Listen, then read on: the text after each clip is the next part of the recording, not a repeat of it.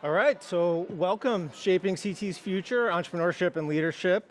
We're kind of kicking things off here with our pre-game show, so to speak, podcast.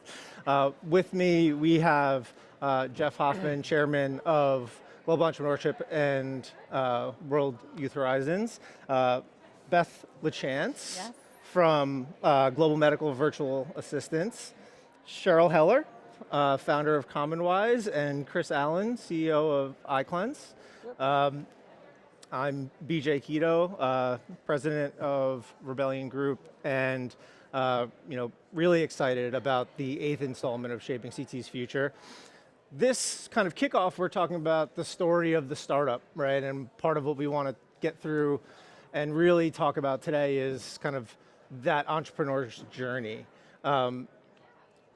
I'll kind of kick it off, Chris, when you got this topic and you started to think through what you may want to kind of talk about your journey, what's the first thing that came to mind? I mean, for me, it's always been about creating a great team, right? I was a young entrepreneur when I started iDevices, my first company, and I was really a one-man show. It was me, myself, and I, and as we morphed into a larger organization, I asked a lot of advice from other CEOs, and the common advice that I got from some of the top guys out there and the ladies out there was, if you surround yourself with great people, everything falls into place. And I just add the caveat of, if you surround yourself with great people, give them the liberty to do what you hired them to do, unencumbered. Don't be a micromanager, and that's when my business has really flourished. So I think that's one of the biggest things. And then lean on your mentors, right? There is a network out there. It can be very lonely at the top. A lot of people will tell you that. Chet Pepkin, the former CEO of Belkin, told me from the get-go, he said, listen, here's my number, call me anytime. He says, it's super lonely. You're not going to be able to talk about all the crap you're going through and all the hardships with everybody in the company. So reach out to other CEOs and talk with them. Beth, what about you? Yeah, well, so many things come to mind because I was part of corporate America for the longest time. I didn't actually consider myself an entrepreneur until I launched my company. And I launched my company really, just not by mistake, but just by opportunity. And it's what I anticipated, but at the same time, I didn't realize I thought, okay, the first couple years are going to be hard, right? The first couple years, you're going to dig in deep. It's going to be a lot of hours. That hasn't ended quite yet, especially if you have expansive growth that continues to go, which we've been incredibly lucky with that. But absolutely, I'm going to lean on what you just said. Finding the right team. The right team has been absolutely critical. And sometimes that right team isn't necessarily the team you start with, and that has to evolve. And with that evolution comes making really tough decisions, because sometimes you maybe have hired a family member, or you may have hired a close friend. And so sometimes that needs to evolve and change with you. And so sometimes that can be really difficult. But also, I didn't anticipate the burden and the amount of pressure it would put on the rest of my family. Because you're not in it alone. Whoever, a 9 to 5. it's not. It is not a 9 to 5. Most definitely not. It's through the weekend. It's through the night. It's through dinner. One of the things that my kids had said to me about is that, gosh, for years, Mom, all you did was talk about work at dinner. If I was home at dinner. So, there's one of the things you've got to be able to grit it out, get through it, but make sure that you're fully supported by the people that are with you. And Cheryl, a little bit about your journey as founding partner. What was the spark, and what carried that idea to business? And how did you decide to take that leap? Well, I feel like my work is starting and restarting things, so it's been a series. I started out as an artist and a designer, and I fell into business and didn't know there were rules I was supposed to follow. And so I just made shit up. And I continued to make stuff up, and it worked. I've worked with Fortune 50 companies, helping them launch new divisions and products. I've worked with hundreds of entrepreneurs. It's really heartening to hear the stories here today already, and I'm looking forward to hearing everybody else. But it is, for me, it continues to be the creative process, right? How you design is creating preferred conditions from current ones. And so that process is something I use again and again and again. And I used it to, I stumbled into education as well. And somebody asked me to start a graduate program, so I made that up. What should this be? And then I did it again at Arizona State University. So, that understanding that most of the time, nobody's ever done what you're trying to do successfully. And so it's okay not to have the answer all the time. It's okay to be in the messy middle or the fuzzy front end, because you do figure it out when you pay attention to what you really want to do. Jeff, we were talking earlier, and you corrected me on your updated stats on the site. That's my bad. But as someone who's actively, engaged with 440 startups, what is the story that persists across, many that really is the incubus for their passion? And, is there a thread that? Well, there are a few. The one I like most is that the person actually was experiencing that problem themselves, right? So when people grew up in that problem and are living it and are actually originally fixing it for themselves, they're more passionately dedicated to a problem they know. So that's a common one. Mm. I had a guy come in one time and here's what he said. He said, "My sister died of a cancer that should have been easily detected and cured." He said, "I have a way to make sure no one ever dies of that again." It's a pretty good start, Yeah. right? But he's like committed. Yeah. And so he created this detection technology to solve that problem. In fact, my own, what my first startup was? I missed a flight in an airport back when you had to wait in a long line to check in with a human being. And I went home and said, I'm never going to miss a flight again, and created the kiosks that are in all the airports now, was my first product. But I did that because I didn't want to stand in line. So I think one of the common threads is people are solving a problem they know, and there's a reason they want to fix it. Mm-hmm. And I like that thread because, again, they're familiar with the problem and it matters to them. So that's probably a common one.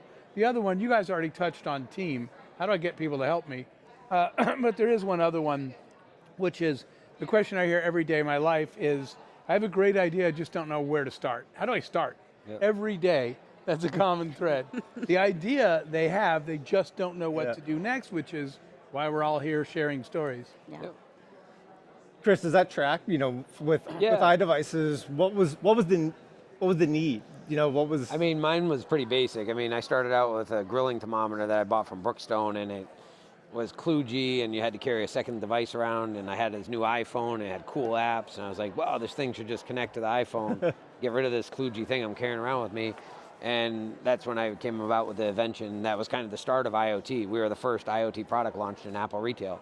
I think the other common thing that you see across, even probably all the folks here, nobody mentioned out of the gate, and I think this is the society we're living in today, unfortunately.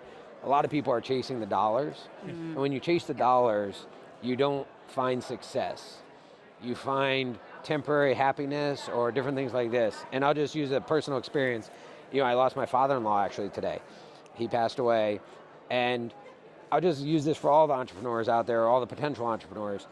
At no point in time when he's laying on his deathbed did he say he wanted to work more, or wish he made more money. The biggest thing that you have is time, right? And as you build your business, your time becomes more and more precious. So recognizing when you're looking at team and augmenting a team, you have to look at your fallacies. You have to look at the things where you fall down and you don't do well in. And you have to augment a team around you that fills those voids, because that creates the perfect team. And I'll use the example of my best friend since 5, which I'm blessed to have a very good relationship with. He's my COO. He's the yin to my yang. He's an engineering mind, kind of process oriented, runs through the brick wall, gets stuff done. I'm the idea guy. Like Free Willy, squirrel, where is it? I'm chasing it, like stuff. And he's the guy who brings me back to reality. Like we have this relationship. And he's very conservative, so I push him to go faster, go harder, go quicker, and not do every single checkbox, right? Like, so I think you need to find those things, and when you're building your company and you're looking at your teams, those are the key things that I look for. Kind of for everyone, but is that something that came easily, or was No, it's innate, or hard. is that something that someone had to hit you with a brick to say, hey, you need Well, you a have to yang look to your yang? introspectively, right? You have to look at yourself and be honest with yourself of what do I do well and where do I really not do well. And also, to my point about the money, what do I enjoy doing? Yes. Because at iDevices and even at iCleanse and my other companies, I enjoy showing up every day because I schedule my job or I create my job around what I enjoy doing, which is the creative side, the idea side, the pushing the culture side. So if that's not your thing, don't make that part of it. If you're the CEO and you make that part of your job, then you're stupid. Because do things you enjoy. Life is too short. At the end of the day, you're at work more than you are at home. So make work fun. And that's really what we tried to do at all my companies is make it enjoyable. I used to say it all the time. If you're not happy here, we'll help you transition out. But don't come to work and be miserable every day because it's not worth it for us or for you. Yeah, that resonates with me. Does for it? sure. Yeah, Oh, you were shaking your 100%. head, yeah. Yeah, 100%. Only because, especially when you launch and you start, like similar to a few people at the table, when it's just you and you're doing everything, you actually have to get to a point where you give yourself permission to invest in hiring more people and invest in hiring the right people, because that dollar amount may not be what you want to spend on someone, but you have to know that that's an investment into the company, not an investment necessarily just into the person. And so that is a mind shift that has to take place at some point, that it's like, oh yeah, I want to hire someone, and I only have so much amount of money that I want to invest in that person. And then you have to really make a shift in your mindset about, okay, I'm investing in the business, and this is the investment, and I need to do it with a person that knows more than me and is better than me at that. And so that has been one of the things that I have really focused in on the last year and a half to ensure that those are the people that I'm bringing in and seeking out, because they're the ones that are going to catapult the business much further and get me out of the weeds of some of the things that I'm not good at, nor do I want to be good at. It's not really what I'm passionate about, and be focused on the things that I'm passionate about. Chris and Beth both pointed out a problem that we see all the time, which is in the early days, if you're a solopreneur or a small company and it's going well, that's actually the worst thing that could happen to you. Because you start to think, I actually am good at 7 things. But the truth is, no, you're not. You're good at one thing, you're just getting by with the other ones. And to your point, the sooner you can hand those to someone else and focus on the one thing. I have never hired an engineer who did engineering and said, I finished writing code, you want me to do our taxes? Right? It doesn't happen. And then I'll write some marketing copy.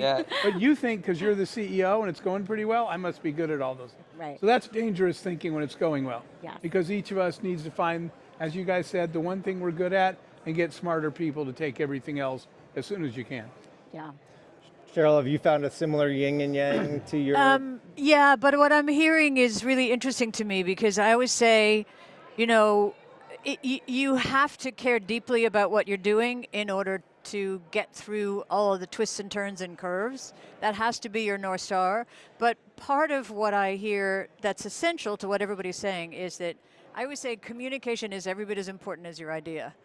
And whether that's having honest communications with your team or being able to create communications that represent your business in a room where you can't be, and it's no longer your brother and your mother who already love you, but the communication plays such a vital role, and I think it's underestimated in the search for money and in the falling in love with ideas. People can often think that's enough, and especially when there's social benefit involved, they think, I'm doing good, and so of course everybody will come and support that. But it's always more dependent, because no business is anything more than a series of relationships, and relationships are built on communication. 100%. Something you had, kind of referenced, whether it's in your kitchen, your garage, your the back shed, right? That the need or the plan to sort of take the next step, is that something, Jeff, that is a point of focus when you're talking to entrepreneurs, when they know can trust that they're ready to scale and kind of move beyond their kitchen and take on a team and take on a space? Or is it something that happens to them and there's success that then necessitates the move rather than planning for the success? The problem is it's D, all of the above. Yeah. There are people that are absolutely ready to scale, but scared to death, so they don't scale. They're afraid to. There's people that think they're ready to scale and have no idea what it entails. So there are a series of things you have to do and know and prepare before you can scale. And so I would say the most common case is people are trying to scale and suddenly things are out of control because they in fact did not know what it took to scale. They were not prepared for all those things. I'd love to hear your guys' stories of scaling your businesses, but yeah, I think we see some of all of that. The market, right? Markets make themselves. The market will tell you if you're ready to scale. Yeah. But that means there's market out there for you. It doesn't mean your company's ready at all. What did you guys go through when you just down the line when you started scaling? Yeah, I mean, for me, I was, 3 people that grew to 75 when we sold, and the reality, I'm going to go against what I just said, but it wasn't always about throwing more people at a problem, because you added just more layers of complexity as we got bigger and bigger and bigger, and we got less done because there was lack of cohesive communication. So as you're scaling, it's very important to put in those SOPs, put in those various, and truthfully, I think that one of the best things that I'm good at personally is culture. Creating the environment where people can talk freely, have open communication, feel valued.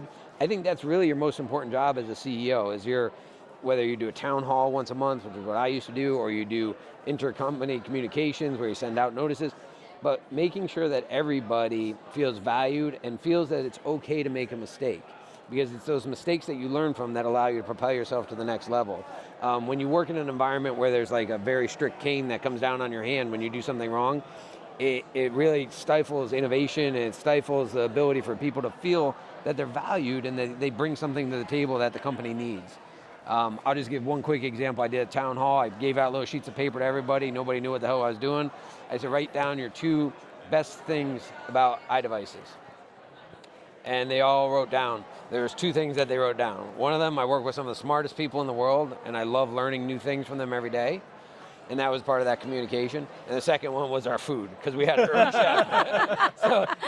But it was a great benefit that they loved and they appreciated. They felt valued for it. I kind of want to work there now. I know, right? We had a masseuse, we had a barber shop, we had a bar, Well, that all sorts plays of fun into the stuff. culture. Yeah. That was when all the culture. perks were, Yeah. driving. I learned from Silicon Valley, so it was very abstract learning. Oh, fantastic. Yeah, for me, the growth has been, for us, I consistently just kept thinking, okay, I have a little bit of imposter syndrome, so I would say to myself, okay, this is where we are today, but we're growing, and I can't stop the growth, so what we're doing now, will it work when we double in size? Will it work when we triple in size? And so, for me, that's been clear communication with my team about a lot of people don't like change, and so they have to, especially in a company that wants to continue to scale, you've got to have the right team that's open to that, and also clear communication on, okay, this software tool we're using now is great for what is happening today, but we need to scale to this number, and the only way the way we need to get there is we're going to need to move away from this software and move to a new one. And so those are some of the growing pains that are inevitable once you make the choice to scale, but above and beyond that, you need to be ahead of the curve. And like to your point, if you're not ahead of the curve and you get to the point where you're scaling, you're not prepared, your team isn't prepared, you can very, very quickly see a decline with mass exodus of staff. Do you think culturally that comfort level with change has shifted a bit, whether in either direction? My mind went, as I was saying it, I might retract my statement, but my mind went toward the prevalence and the prominence of startups and the press around the unicorns that at all-time highs, and those folks seeking out young companies to be a part of because of upside, in my mind maybe made them more okay with change and that flexibility. And then my mind went to our current team and knowing the yearn for stability and understanding of the future and the vision. So how do you weigh that, or does it shift, or when does it shift? Well, I was struck by people were talking about scale, right? I've been in situations where my organization tripled in size in a year, and I didn't feel like it was anything I did. we just had to go with it. And what you come to realize is that scale is not an event, it's a continuum.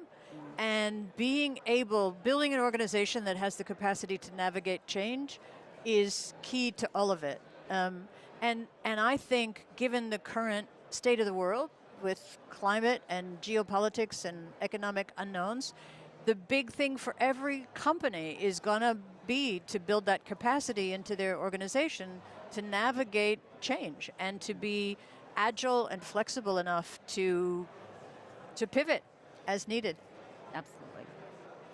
Something, I mean, we were kind of talking about it earlier, but just even adoption of AI and technology has rapidly accelerated, the change curve, so to speak, and there's a ton of opportunity that's presented, and also a ton of potentially misdirected ideas that that will fizzle.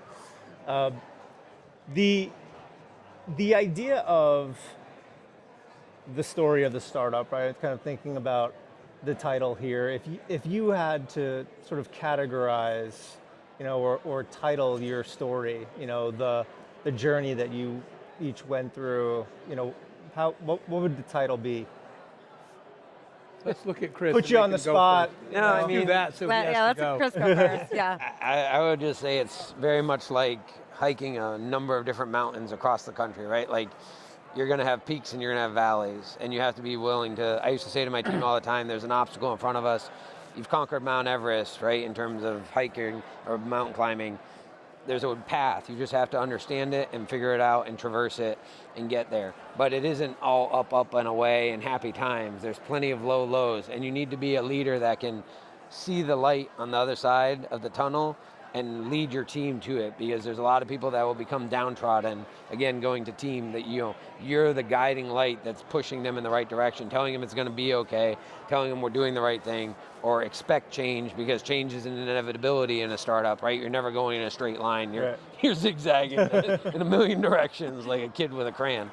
So I would just say that as an entrepreneur coming in, if you're coming in with the delusion that it's just going to be to the moon and it's going to be great, get yourself prepared for the deep, deep valleys that come in between. Oh, Go ahead. well, somebody told me once that my motto in life is there must be a harder way to do this. Because I feel like I'm always ambitious. I always aim very high, and I never mind messy problems. And it's part of the reason that I say I make stuff up, right? Because I love figuring things out that haven't been done before. And so I think there must be a harder way to do this is my story. I think my story started with me feeling as though I was at the midpoint of a mountain pushing up a massive boulder, while chihuahuas were pecking at my heels. That's how it consistently felt. They got sharp little teeth. Yeah. They do. And so, but on the other side of that, once your business hits a certain point, then it's more, for me, I kind of feel like I am now riding this massive wave that I have to navigate. And I need to make sure that I am balanced and that I am following the curve of the direction that I need to head to ensure that I'm making it to the very end without falling off that surfboard. So if we had a title for this story, I think mine would have been, I promise you this will work. Because forever we were a little startup and going after big customers. My customers were airlines, airports, hotel chains, and I would go in, and I remember a CEO saying something to the effect of, he said, I think I have more executive assistants than you have employees. And he's like, you think I'm going to trust the brand of this airline to you and your little friends? And I said, yes, sir. And he's like, well, you got guts. And I said, I also have this product that I want you to look at. And I'm in there. So for us, our story was always credibility.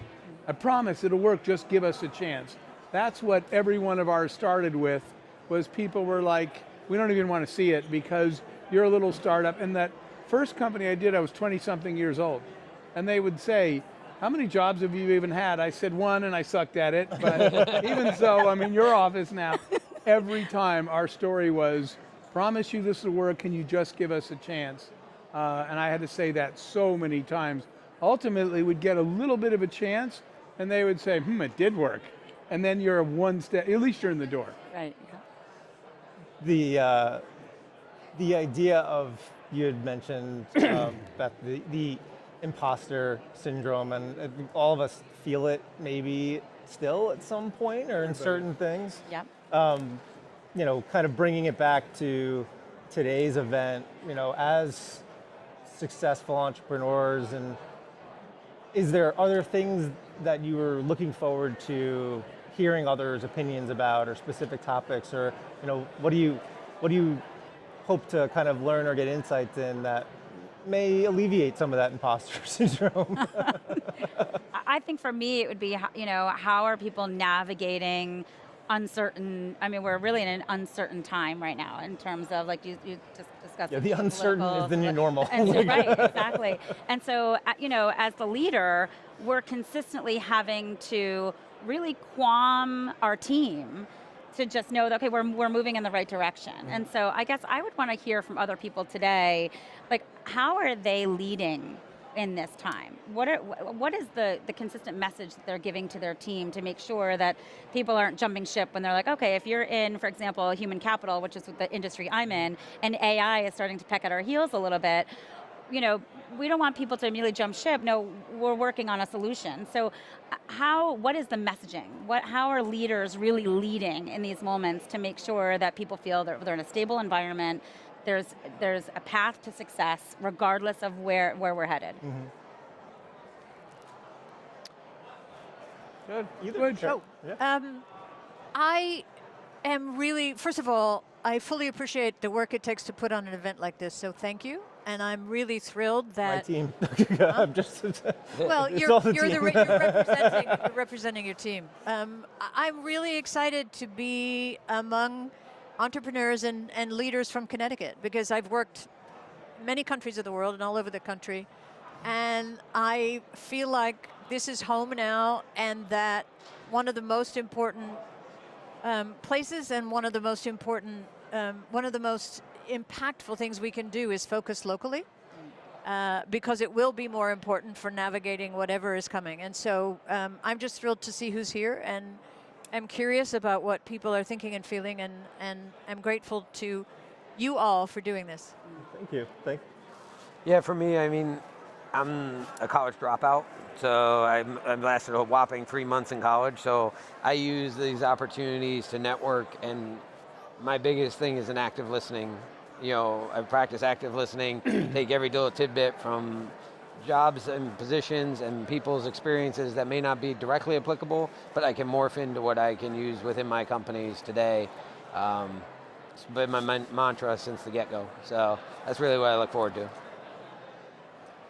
I appreciate the kind words, and for us, it's really about creating that environment, right? So we talk about trying to grow Connecticut and as a primary, with shaping Connecticut's future, but the idea is that business is global, and there's very talented folks here, and there's amazing initiatives and conversations that are pushing that forward, but if we can create those collisions of those minds, hopefully we can, grow that impact, and ultimately if we can bring in folks that have had success and are in around the world, or across those state lines, we can build a Connecticut that isn't between New York and Boston, but a Connecticut that has its own identity as a incubator and innovation hub and real enterprise. So that was our hope starting the event, and what I hope to always see coming out of this, right, is some impact. Yep. Great. All right. I don't know how we're doing on time. Should I just keep going? You said we have an hour? I don't know. That's what you said. No, we have half an hour. I was like, I thought so too. We have half We an could hour. talk all day with you. Are we still live? You have other stuff. still live. Yeah. Well, we're broadcasting though. Hi everyone. at home. Hi, everyone. I think we have a stop at 2, because that's when everything yeah, else is right? Yeah, I think Yeah. everything else starts. Yeah, we've got to kick it off. All right. Well, we'll be back. We're kicking off the live show, podcast to follow. Watch the stream. Some good panels coming up, and hopefully a ton of really great insights for everyone to kind of take away and build their business upon. Right. Thank you. All right, thank you so much. Thank you.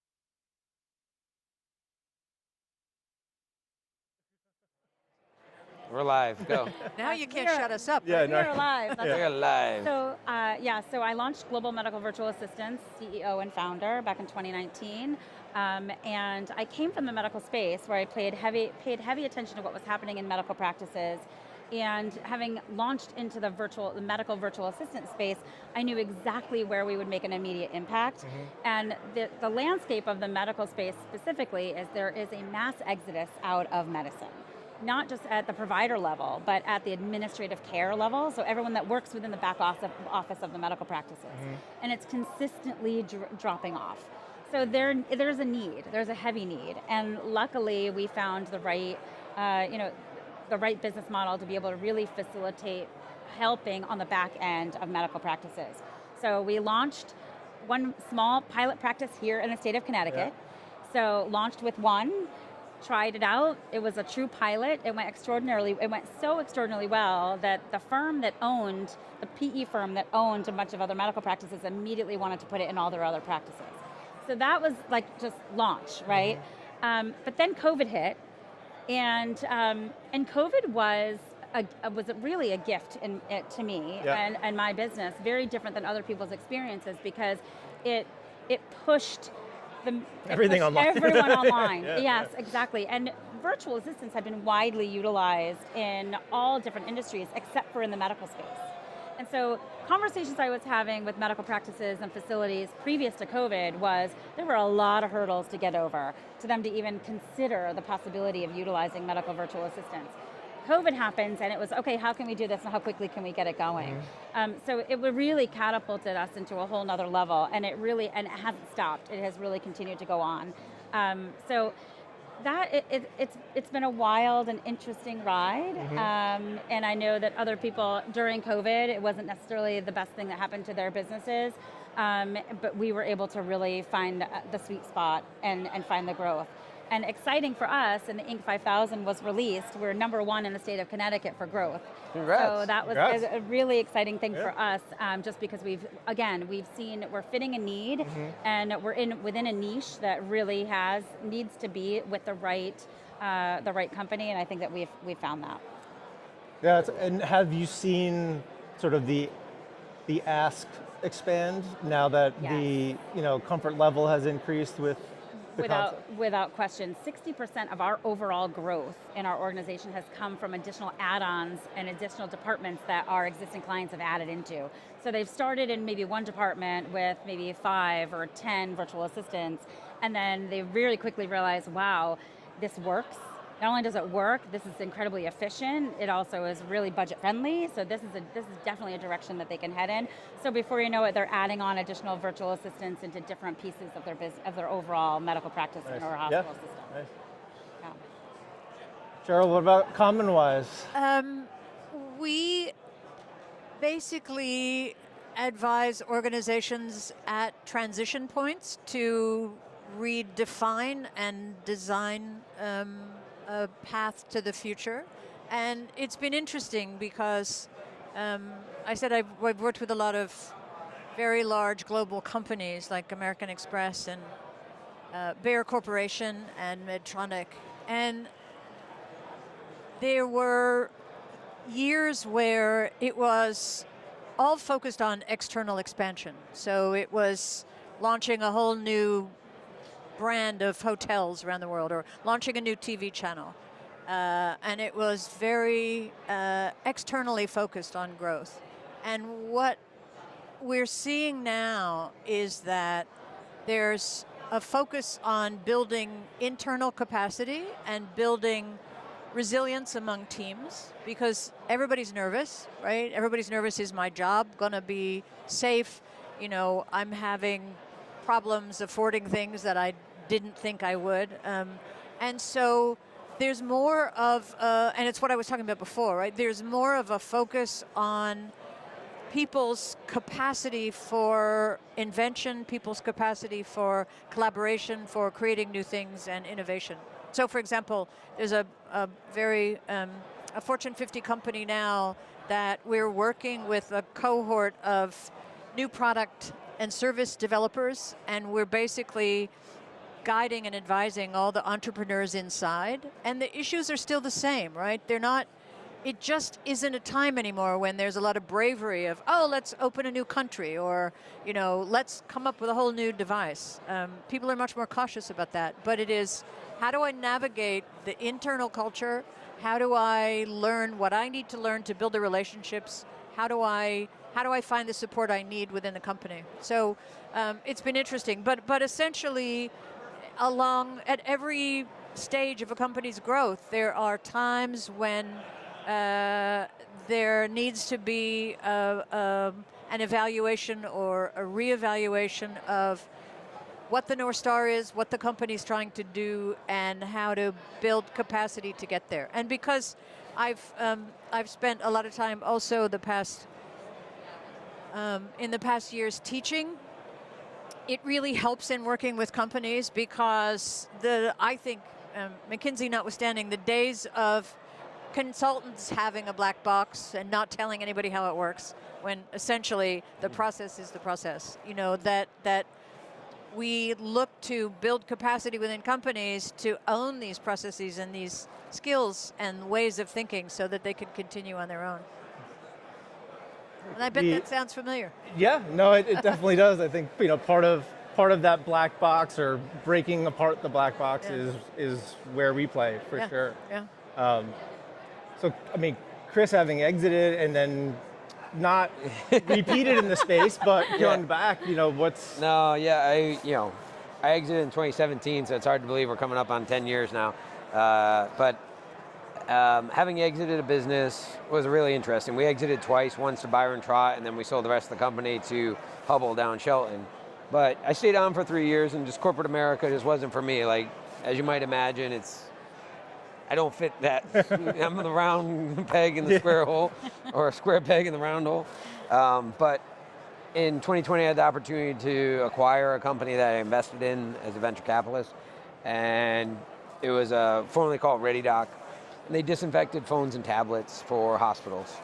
And so as we went in and we looked at it and we took the business primarily for the patents and what they had in that back end, we wanted to redesign it, reinvigorate the brand. And so that was the exciting part for me. That was my creative juices going, the innovation, and then I brought some folks in from iDevices to help us really navigate, actually building it and making it a reality.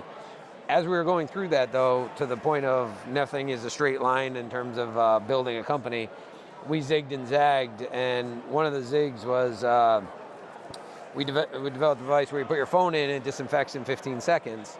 And while I'm standing there, I'm like, this is my best friend, again, my COO standing next to me. I'm like, damn, this is a long time. He's like, it's only 15 seconds.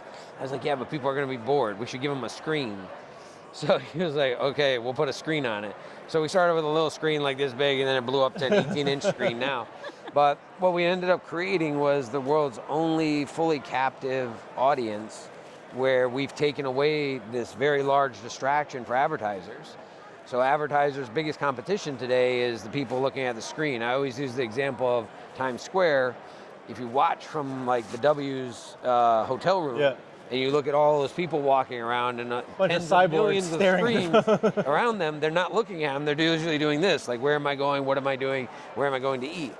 And so we take that phone away from them for 15 seconds, give them a free service, and then we pay for that service through the advertising that we generate for the location. So very much like it was Josh, who was just here. Jeff. Sorry, Jeff. We're in airports, we're in hospitals, hotels, things along those lines. And it's been a wild ride because the company was born in hospital NICUs, and we're still in hospitals, but we've morphed into Chuck E. Cheese and W.H. Smiths of the world and EWRs of the world and Bradley, and we're here in the convention center too. So it's been a wild ride, and it's just proof positive that a lot of the stuff I said it's really true. It's not, we're not making it up, any of us. It's like, if you plan one way, you can I used to tell my people in all my stand-ups, we may be planning in this direction, but the only thing I can guarantee you is that we're going to probably end up in this direction, and then back in this direction, and then back in this direction. So we'll eventually get to the end game, but it's been a really interesting ride because I learned something new, right? I was not in the marketing media space, had no clue what you guys do in Rebellion in terms of buying advertising and placing ads and designing ads. And so I've had to drink from the fire hose for the last few years of learning something entirely new of what I was doing before. Sometimes that's the best way to learn, though, right? Oh, it makes it fun. To get overwhelmed with information, and then you have to figure it out yourself. You actually have to interpret it then. Yeah, I mean, I got a great board of advisors. I brought in some really smart folks, again, and drinking from the fire hose of whatever they can feed me for what they think the best practice would be. And it's been really interesting. I've met a lot of cool people, and I wouldn't change anything. It's just, it's an interesting time in the space. Because I think the digital marketplace is changing for advertisers. They want more and more sniper-like ads versus let's do the shotgun and blow it everywhere and just spend $500 million.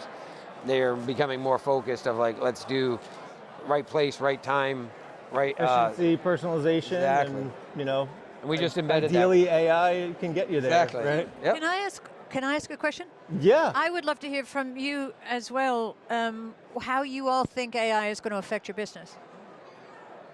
Yeah, I mean, for us, we just implemented it in our device. So we have a pretty decent processing power on our screen, and we have a camera. So we do on-premise, so nothing to the cloud, but on-premise facial detection of male, female, ethnicity, and approximate age range.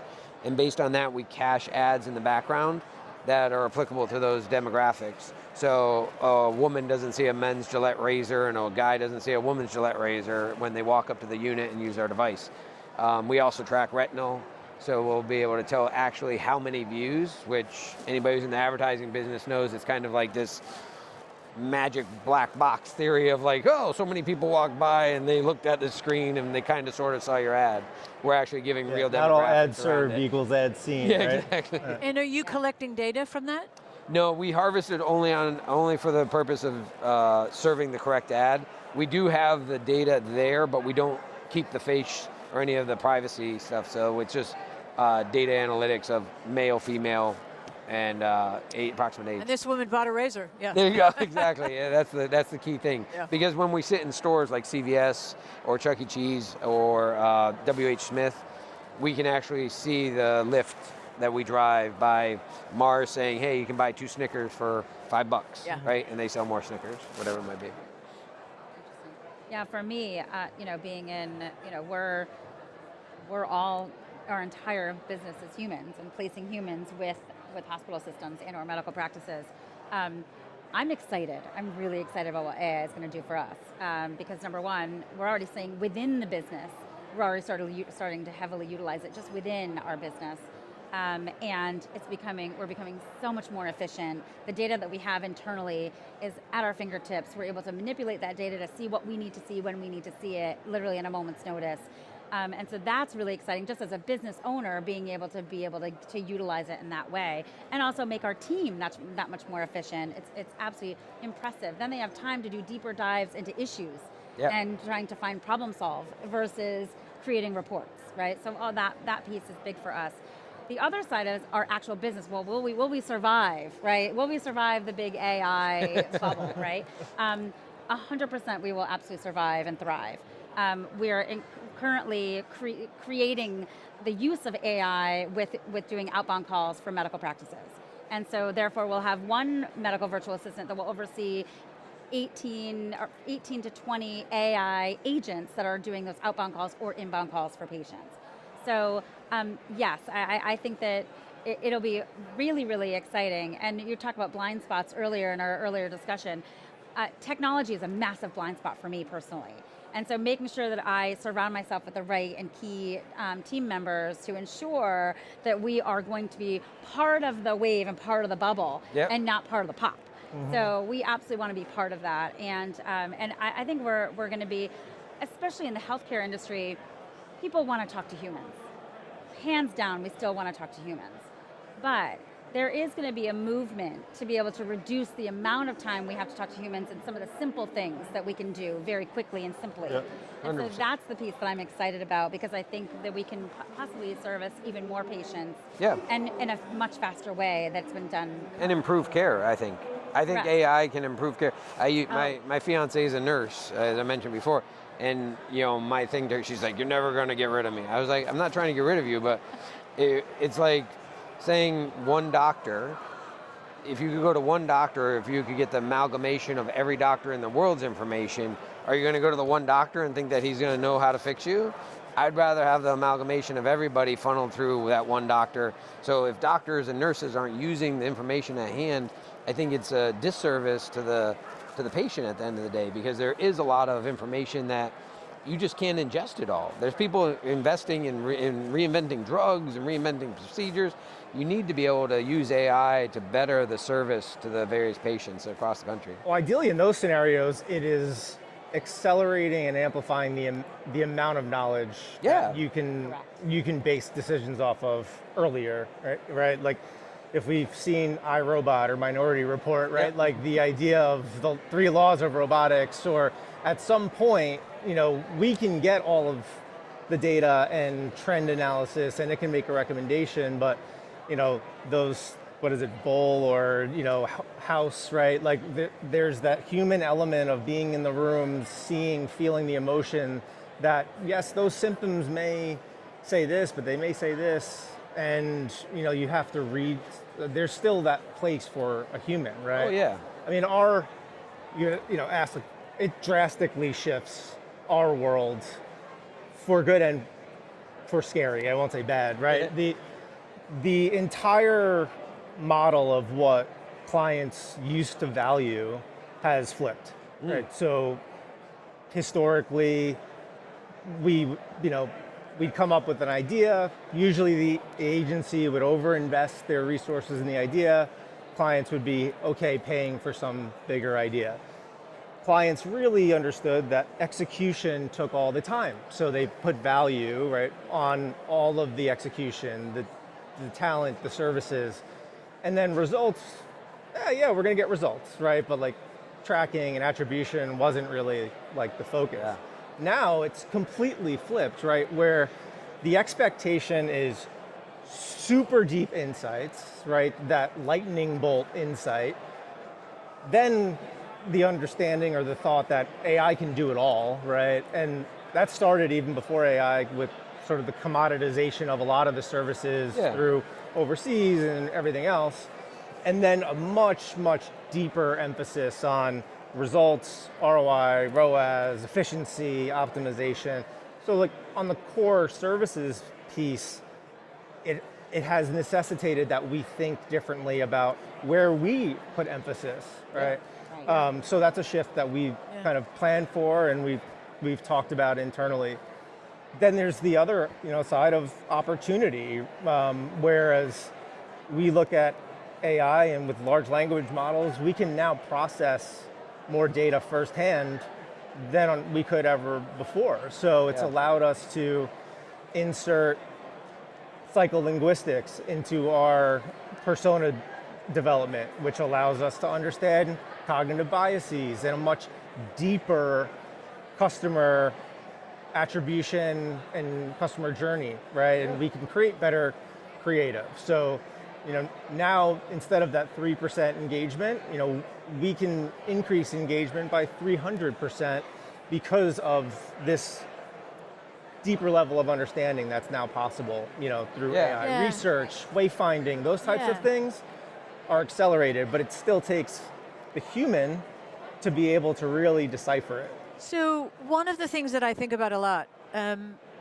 part of it is because I teach, but the issue of critical thinking is always the magical thing that you try, and it's the hardest thing to teach. And what I see is everybody fights the period in doing something new where you don't have an answer, right? It's uncomfortable, they fight inevitably.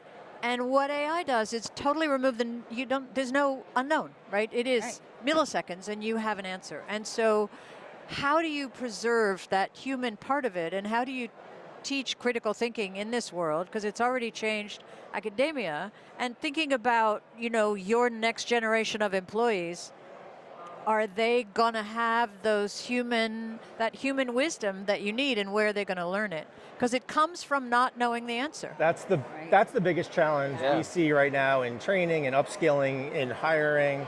We were joking just this morning, actually, right, that I think there's 3 of us at the company that went through the 48-hour sprints to build a pitch, and we're finishing it in the elevator on the way up to the meeting, right? And something didn't work, or the first data point was wrong, and someone calls us out, and it's this pivot, right? Like that, many haven't gone through it, whether it was for COVID or a million reasons. They haven't gotten. And yes, now AI, right? And the studies saying that AI is making people dumber and soulless. Right? So that is one of the reasons why and more lonely. Yes. More lonely, And that's one of the reasons why we've prioritized in office, right? That like forcing the collisions, forcing the collaboration, having those conversations around who has experience and who has context that they can bring and give some additional clarity on, because they're missing that, right? We have clients that in their telecom, right, and they're targeting a certain demographic. Well, the folks have never had any experience, right? Like, they went to school virtually, they got their first job, and now, they can't relate, right? And you can't go into AI and tell me how to be culturally aware, right? So. Well, I think you're bringing up a great point, and like my belief, and again, I'm not classically trained in any university, but like I've spoken at NYU Stearns and UConn and all these different places. Classic education is going to change as well. It already has. Because the idea that you come in as a freshman and you have 4 years to get to the other side of that, everything that you learned your freshman year is obsolete by year one, by the 4th year, and you enter in the workplace. And there's this massive, they used to come to me at iDevices and say, how can I teach my students what's going to be relevant in by the time they graduate and go into the workplace? And at the rate that we're going with AI, where language models are turning 500x at each turn of the new version, you're going to have to really rethink everything. There's going to be a lot of rethinking this too. Recognizing that all of these are data points in the world, that they're amalgamizing into either a thought or a statement Assuming or a that fact. we get to assuming that they're accurate. Assuming that right? the accuracy that's is a different also something that you got to have behind it. But it's a really interesting time because I've heard it from a number of people where you're going to have, I've experienced with my own son, like trying to find jobs for these entry-level positions is very hard because AI is already taking that entry-level position away. Yeah. Because if you ask an AI to build out XYZ, I could go build a minuscule website with Manus in probably 15 minutes. And if you become a good prompter, which is where a lot of the kids are going, is like, that's the really big move that they're seeing. But you just pointed out, right, that the jobs are going away and education is not preparing people with the human skills they need to be, to work in that environment. That's my biggest thing. Push, right? right? My son went to Northeastern for that reason, because I wanted him to be able to go work, not just learn, right? Like, and a lot of the professors there, like yourself, are people that have been there, done it. Like a lot of his folks had taken people, the company's public, from zero to billions. And that's what's valued, I think, more by this generation, is that experiential teaching versus I learned from a book and now I'm teaching you from a book. It's very, very laissez-faire. You know, they don't appreciate that really anymore. They want that experience. It does. It has to. We have to prioritize the critical thinking element of, sort of that Socratic soft skills element of education, because the hard skills are, I don't want to say easy, but they're faster to come by, and they can be quite easy to obtain and with a cert program or with a certain training module. But we have a fair amount of higher ed customers or clients, and one of the things as we started doing research into Gen Z and Gen A, right? And the fact is that millennials had safe space. Like, we were onboarded onto the internet, but nothing I said when I was 13 years old has been recorded for all eternity and used against me. That topless picture of you? Well, right. So now there's this fear that anything they do or share, right, or as they try and discover themselves, is going to be held and used against them. So they're seeking communities or institutions that have organizations and have not mental health programs, but enable them to actually find themselves and purpose. And they're looking for purpose. I think is what you're looking for. And sort of misbehave, right? Yeah. And kind of fun, but everything is now cancel or immediate success by creating a TikTok channel, right? Yeah. There's this hard knocks part of life that needs Everybody training. sees the end result and wants to go from the beginning to that end result. Everything you see on TikTok, Instagram is like, look at me in my fancy car, look at me in my fancy house, look at me on vacation. And they're not seeing the grit and the grind and the sacrifice that went into getting to that point. Or the joy of that sacrifice and the grit and the grind. Well, and that's my biggest thing with my children and this generation is the lack of appreciation of what it takes to get that dollar in the bank account, right? And the amount of work, time, and energy that you had to put into it when you go buy that crazy Louis bag or whatever you're buying, and you didn't have to do anything for it, you have zero appreciation for what you just got. Yep. And so I'm a big proponent of, and it's a scary time because it's the largest generational wealth transfer in the history of the United States. And I think we have a lot of entitled, part of my language, pricks in this world that think because mom and dad had money and now I got money, I can do whatever I want and I'm a hotshot. And unfortunately, that's the world we're living in today. And it's going to be an interesting time for the next 10, 15, 20 years. The You heard largest Jerry Seinfeld's famous quote? No. His son said to him, "Are you rich, Daddy?" And he said, "No, I'm rich." Yeah, exactly. I say that to my kids. I'm rich. When I die, my goal is to go with zero into the grave. You got life insurance, I'll take care of the bills, and that's it. It is a fairly underprepared generation that's going to inherit the most wealth money of any, right? Yeah. So it'll be interesting to see what startups they invest in. Yeah. Absolutely. Stay tuned Yeah. for Shaping CT's In the next hour. 2045. The next hour, right, exactly. No, thanks No, for having thank you. us. It was Yeah, appreciated. thank you. Thanks for rolling This with is- it. this is the real end? Yeah, I think so. Yeah. Now we're counting down to the nitty gritty. But no, we appreciate appreciate it. Rebellion putting this on. This is great, and it's great to bring everybody together like It this. is. So Yes, looking so forward far, to I a know- great event. Yeah, Yeah. I haven't turned around in a while, but Yeah, we got yeah, this little house It's back here. filling in, which is fantastic. So if you're waiting to come down, you should come down now because it's I full. was waiting for people. I said, this is like, if it's like college game day, Yeah, I know, I they want to have see the some signs. signs and stuff. Come on. Signs behind us. Good deal. Well, Thanks again. stay Thank you so tuned. much. Kicking off the full program in just a few. Thank you. Thank you. Thank you.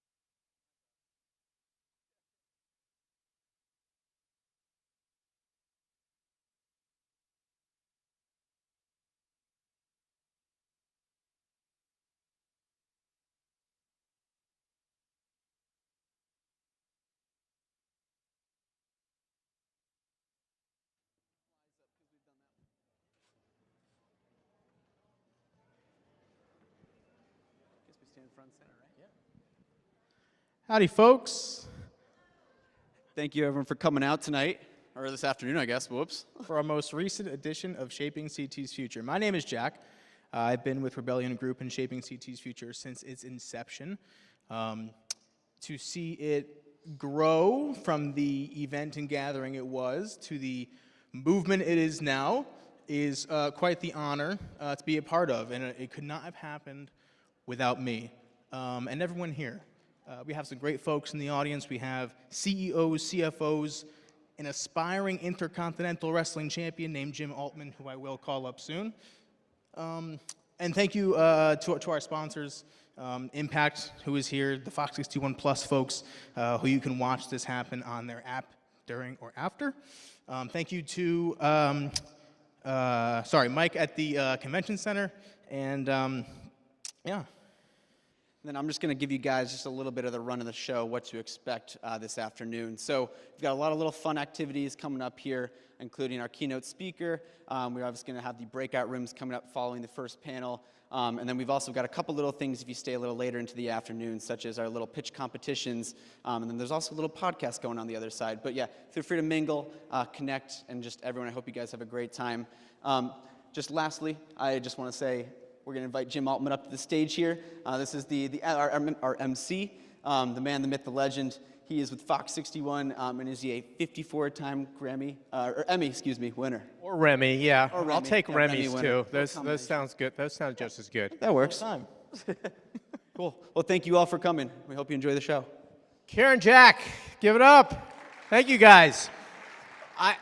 It's so fun to be back, especially to do this in downtown Hartford in the shadow of Fox 61, where our station is. The Schmooze Fest next door is still going on, so people are filing in. But look where we are, Connecticut Convention Center in Hartford. I mean, we've come a long way. How many of you guys have been to this event before? Let's see, a lot, right? Rob's been, and I see a lot of people that I recognize in the audience.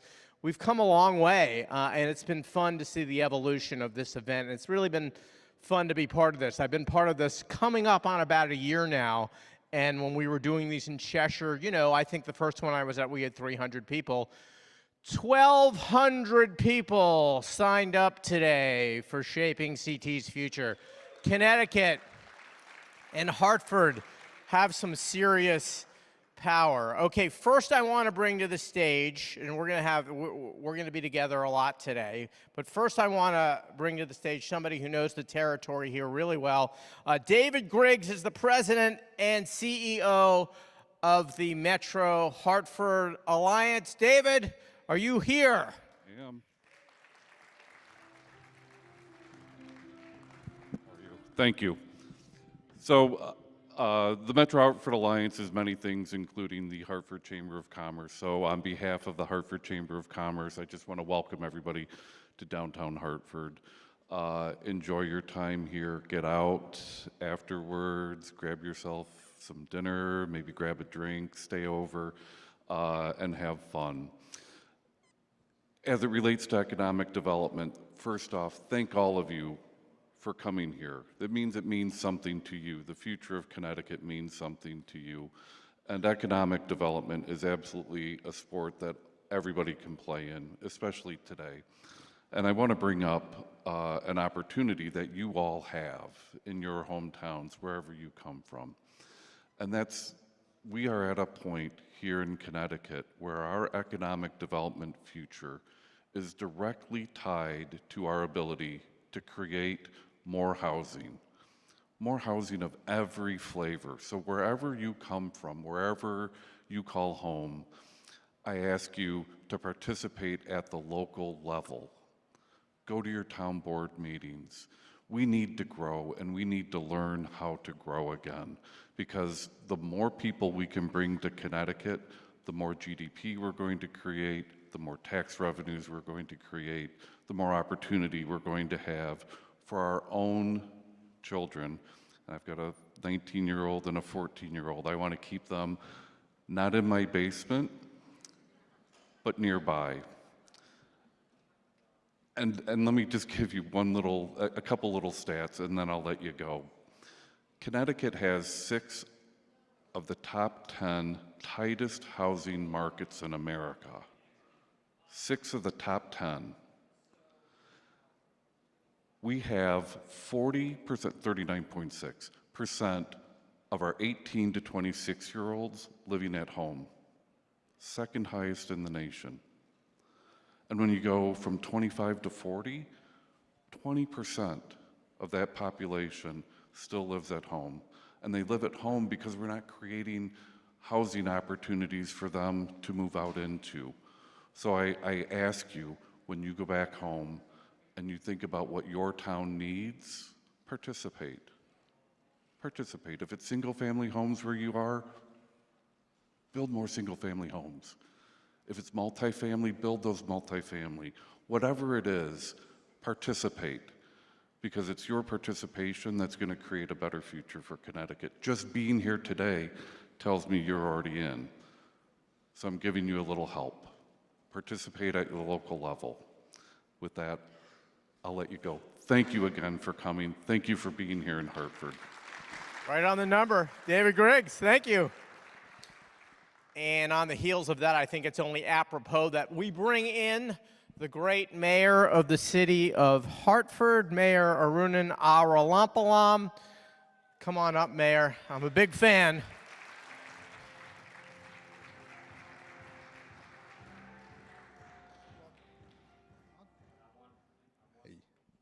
Is this on? Yeah, there we go. There we go. Thank you, Jimmy. Thank you guys for being here. I appreciate it so much. Look, we in the city of Hartford so deeply appreciate our entrepreneurs, our businesses, our small businesses and large businesses, the folks who are helping us as a city dust off the gut punch of COVID, get back up and build investment, build excitement, build vibrancy that is carrying our city forward. It is great to be with all of you guys. This is my first event. I got to meet some of the folks from Rebellion at a ribbon cutting we had at the Foundry, which is in a restaurant not far from here on Constitution Plaza. If any of you haven't been there, millions of dollars of investment at the top floor of the Hartford Steam Boiler building, a dining experience that is unparalleled. I saw State Senator Ryan Fazio here from Greenwich. I think better than anything, with all due respect, from Fairfield County. A great dining experience. And I said at that ribbon cutting, I think what I say at most ribbon cuttings, which is that when folks invest in a business here in the city of Hartford, they are taking a risk on our city. They're taking a risk on the state and the economy and the city. And we value that risk so much that we want to come alongside of you and support you, because you drive the excitement, the energy, the growth that we see and we so need in the city. And we want to come along and partner with you in terms of dollars. We've created a HeartLift program that has helped incubate and provide dollars for build out of businesses in our downtown that's brought so much life back to our city. We want to help in the regulatory requirements. In my first year in office, we cut permitting times down by 57% in our first year, just to make it a lot easier for folks to start up a business, to develop here. That's also led to more investment in our housing. As David mentioned, it's a choke point for so many communities in Connecticut. We have the second lowest number of permits in the country. But in Hartford, we are seeing a change in that. We are seeing hundreds of millions of dollars more of investments in businesses and in housing because of our permitting times. And an investment in the future of innovation in this city, which we are doing through an AI center that we are developing right now with all of our major corporations and all of our higher ed institutions all at the table to try to innovate here, leaning on our young folks coming out of college in our college system to build out one of the most advanced ecosystems, one of the most advanced workforces for AI in the country. And a program that Google is interested in, that Harvard has been involved in. We are trying to think way beyond our weight when it comes to innovation and job growth here in the capital city, and you are all such a big piece of that. So it is great to be with you all. Thank you for being here. Thank you for all that you contribute to our shared economy. It is such an honor to be with you. Thank you. Thank you, Mayor. Thank you, Mayor. I'll see you at Camp Current. Yes, Let's hope. I'll be there Next month. I can't wait. Thank you, guys. One of our great charities from the city of Hartford, Camp Current, the mayor and I have been involved with for many, many years. So next up, we'd like to bring up Senator Ryan Fazio from the Connecticut State Senate, coming up here from Greenwich. Thank you. Nice to meet you. Good evening, good afternoon, Shaping CT's Future. Thank you for having me. My name is Ryan Fazio. I serve in the Connecticut State Senate, and as of last week, I'm also a candidate for governor of Connecticut. First of all, I want to say thank you for investing in Connecticut and believing in Connecticut. There is so many good reasons for you to do that. First and foremost, we have good people in this state, strong communities, the third most educated workforce in the country, natural beauty, a great location. Yet we also face challenges in Connecticut that we need to address to make the future better, to shape a brighter future. We have the third highest tax burden and the third highest electric rates in the country, and we have too much red tape that we need to work on loosening, like the mayor was talking about. The good news is we can do those things. The most important things are deeply rooted like the good people and communities. And the challenges are things that are fixable. We can cut taxes by $1,500 at least for the average household in the state. We can reduce electric bills by 20%, I believe, if we eliminate that public benefits charge. That's hurting not only families, but also manufacturers and technology companies which need affordable electricity. We can cut red tape, we can expand healthcare access, and more. I truly believe the best days for our state are ahead of us, that the future can be brighter than ever before for Connecticut, if only we have the right policies and leadership in place. But most of all, it's because of people like you who are innovative, bold, smart, hardworking. You will lead the brighter days for Connecticut. So thank you for being here. Thank you for what you do. Thank you for investing in Connecticut. And thank you for having me. Thanks, Senator. Man, if I had hair like him, I'd be on the network. Okay. Next up, we want to bring to the stage Daniel Barron. Daniel is from HB Live. Hi, Daniel. Thank you. Is this on? Mic check? Yeah, a little bit. Hi, everybody. How you doing? Thank you for taking the time to come out. I'm from Connecticut. Come from a family of family businesses on both sides of my family. One of those businesses is HB Live. So tonight, if you've been to past events, we produce all, the stage, the video walls, streaming, audio, and we do galas, corporate events, any kind of event you could imagine. We just do a great job. So I'm here to share my family story and let you know if you guys are producing any events, we would love the opportunity to help you. We dedicate a lot of time to making sure that the experience is great, especially if you're doing events with executives and the flow needs to be really on point and the mics and making sure everybody's queued up and the amazing team over there who makes an event like this work. So we'd appreciate the opportunity to work with you if you're working on an awesome event. And on a personal note, Bryn was nice enough to let me share a story. So as an entrepreneur myself, helping my family businesses, I was always working on things on the side. This year, actually next month, I'm launching a project that I've been working on for, I don't think I can share how long because that'd be embarrassing. I've been working on this for a long time, and for the last 3 years, we've been building strong. So I'm sure many of you use collaboration tools like Slack, Microsoft Teams in your corporate environment, and for B2B users, you're probably using Dropbox and Zoom and text and email and Stressed Out. So starting next month, we built Airwave to make a really easier user experience for your teams. All those features that you see in the big tools built in an iPhone app. And then hopefully next year, after we get the initial users, we'll be launching a desktop version. So if anyone out there likes playing with tools, if you don't mind scanning that QR code to get on the waiting list, we would love early users and early feedback who would love to kind of play around with it. So thank you so much, and I hope you enjoy the event. Thanks, Dan. We want to now introduce Bob Ruffalo. He's the founder and CEO of Impact. They are a marketing and sales training company that empowers businesses to grow through innovative strategies and strong leadership. Bob, can we bring you up right now? Let's hear it for Bob. Thank you. How are you? Thank you. Hey, everyone. Welcome to Shaping CT. Let's give it up for Rebellion Group for putting together just an incredible event. I had the opportunity to go to their last event that they had at Foxwoods, and I was just incredibly impressed. And when they told me that the next theme was going to be leadership and entrepreneurship, I felt like we had to be part of this. And I just think it's so impressive, the collective genius that they brought here together, all of us today. So my advice is just really take advantage of this. There are some really, really incredible people in this facility today, and what an incredible opportunity it is. Just really quick, I don't want to bore anybody, but hopefully everyone got a copy of this sample of our book called Endless Customers. So what it is obviously growing businesses, customer acquisition is getting harder. If we think about Google and the world's changing, and now we have AI, Google is sending a lot less traffic to websites. We might be seeing that ourselves in our brands, that we're getting a lot less traffic to our websites, and it's making it harder to generate customers. So how do we get our brands recommended by AI? What type of content we have to create to train these models? How we use that content to close deals faster? Well, that's what Endless Customers is all about, and my company helps you implement the Endless Customer system in your business. So if you have any interest in this and you're looking to grow your business, we have a booth set up in the next room. And again, please just enjoy the event, and I'm honored to be here. Thanks, everyone. Bob, thanks. Appreciate it.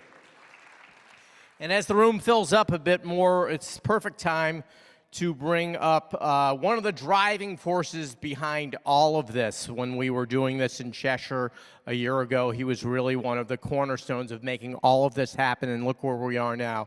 So please welcome me in joining BJ Keto. Yeah, we know BJ. BJ is president and chief strategy officer of Rebellion Group. He is the co-founder of Virtuoso. BJ has redefined how organizations leverage data, AI, and innovative thinking to accelerate growth. We know him. It's BJ. Thank you for sharing the stage. Thank you for doing this. Appreciate the intro. Thank you for unknowingly coming to my TED Talk audition. So yeah. What I wanted to do was kind of give us a mindset and something to think about as we look at starting and scaling and sustaining and mentoring businesses. How can we take our collective expertise and knowledge and enable a broader amplification of impact? And starting with the idea of everything you think you know is based off flawed data. For businesses, in business, that is a 3.1 trillion annual loss from business decisions based off of misattributed data. Gartner said 13 to 15 million for an average company is lost annually due to poor data decisions. And 58% of business leaders say that key business decisions are based on inaccurate data all or most of the time. But growth, our decisions, our approach, how we expand our markets, how we develop products, everything that we do is based off of this data and reaching new customers. We're spending $44.2 billion each year on customer data, acquiring, cleaning, sorting, building lists, buying lists.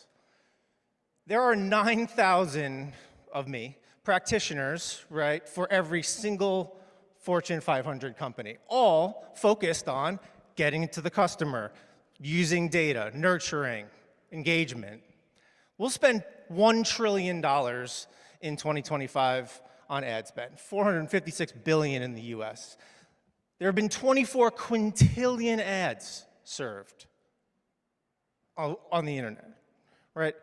The game of telephone that we used to play when we were kids, right? The message breaks down 80% after 6 steps. We're at 24 quintillion. There's 1.4 million agencies and businesses that are optimizing and changing ads and testing and feeding in this data.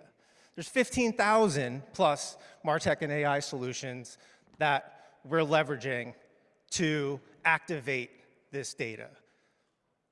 It said that there are 10,000 data points collected on each and every one of us. And yet, 3% is a good engagement rate. 40% of businesses don't know basic demographic information about their customers. The average cost for customer acquisition has increased 222% over the last 10 years. Our ability to use data is really seemingly off the charts. There's $400 billion that will be wasted this year on targeting and communicating and nurturing and trying to engage the wrong audience. So what the fuck? How? Why? All this investment, all these smart folks. Well, 95% of decisions are driven by subconscious psychological factors. All of that behavior, or all that data, is based off behavior. Behavior we took way back when you signed up for your CDs for a penny, when you mailed in your service merchandise purchase, the wrapping paper that we all gamified the system to win the free pizza party. And then early internet. The chat rooms that we all know we're not talking to a 18-year-old single college student, right? The MySpaces, the data that what we put as our interest and as our about is what has been collected and used and built upon year after year. Take Axiom as just an example. This is not a knock on anyone that's affiliated with Axiom, very respected company. But 15 acquisitions, 40 years before an investment was made in data quality or data onboarding. This means that our customer profiles in platform or as we know them are, this is conservative, most of the time it's higher than 70%, but 70% based off of probabilistic matching.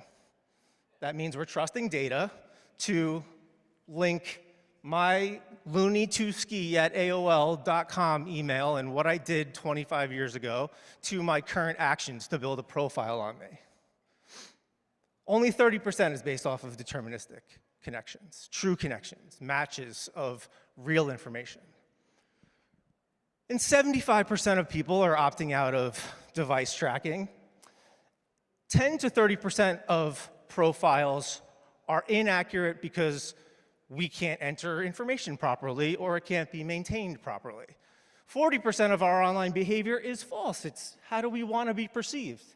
And 20 to 60% of data is incorrect or flawed because of shared devices, when our kids use our devices, when we're on our work Wi-Fi and our home Wi-Fi, when we're traveling.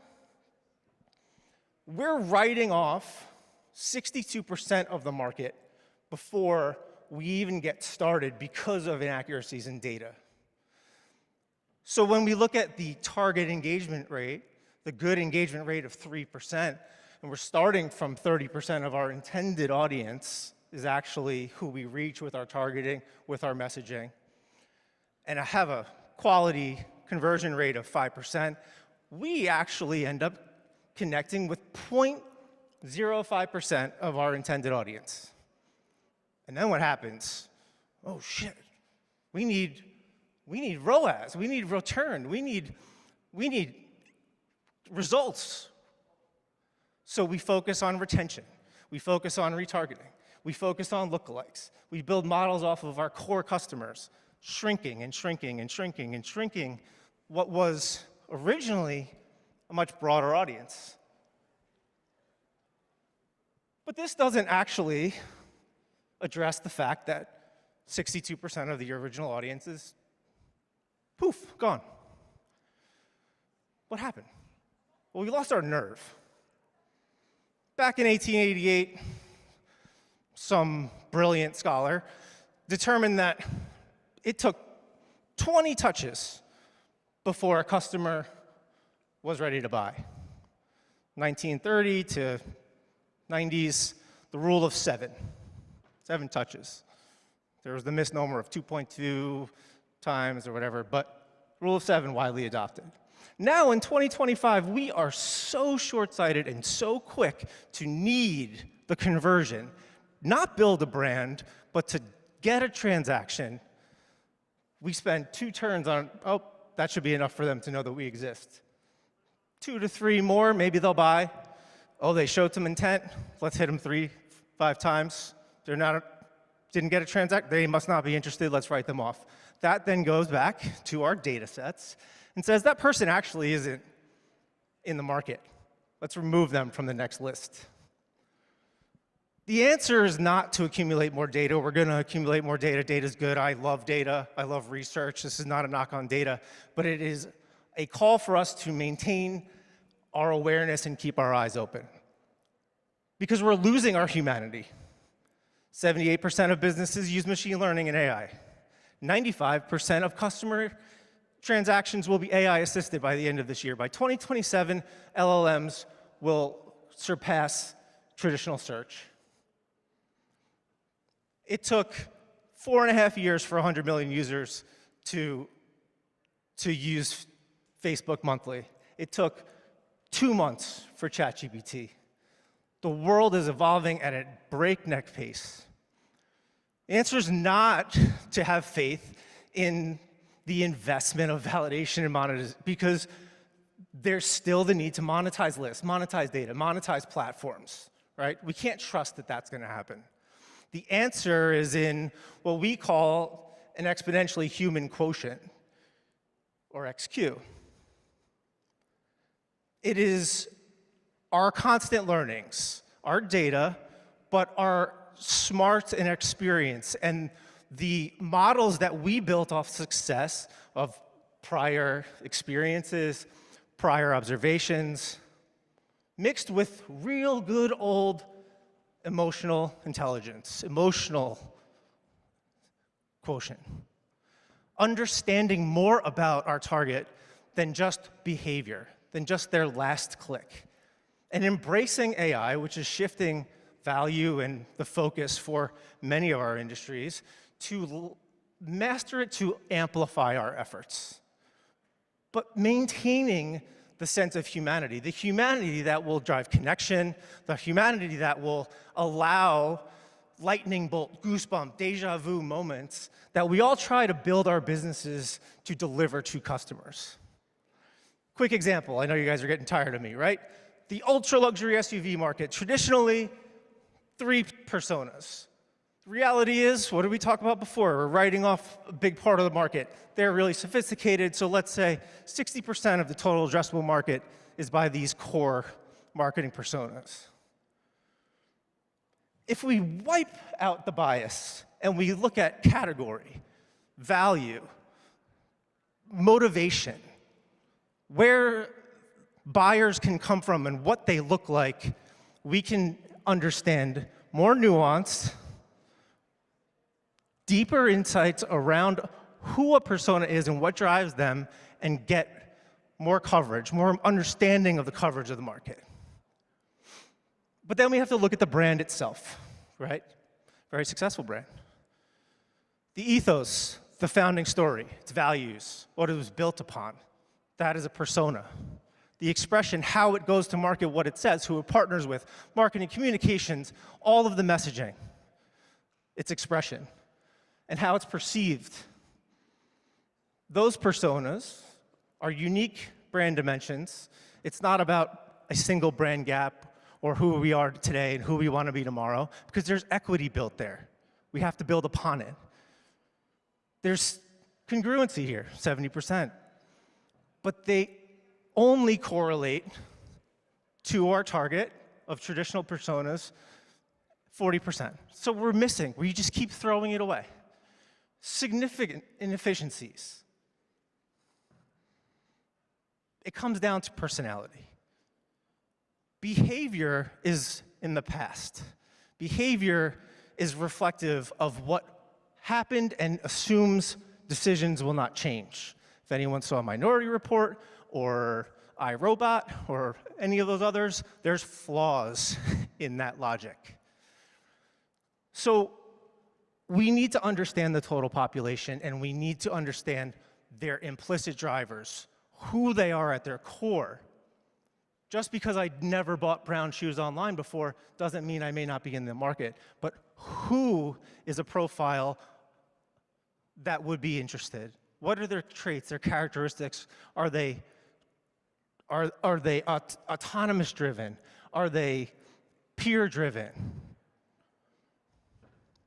If we can understand the most common personality traits, see the patterns, cluster the patterns, we can rebuild target customers.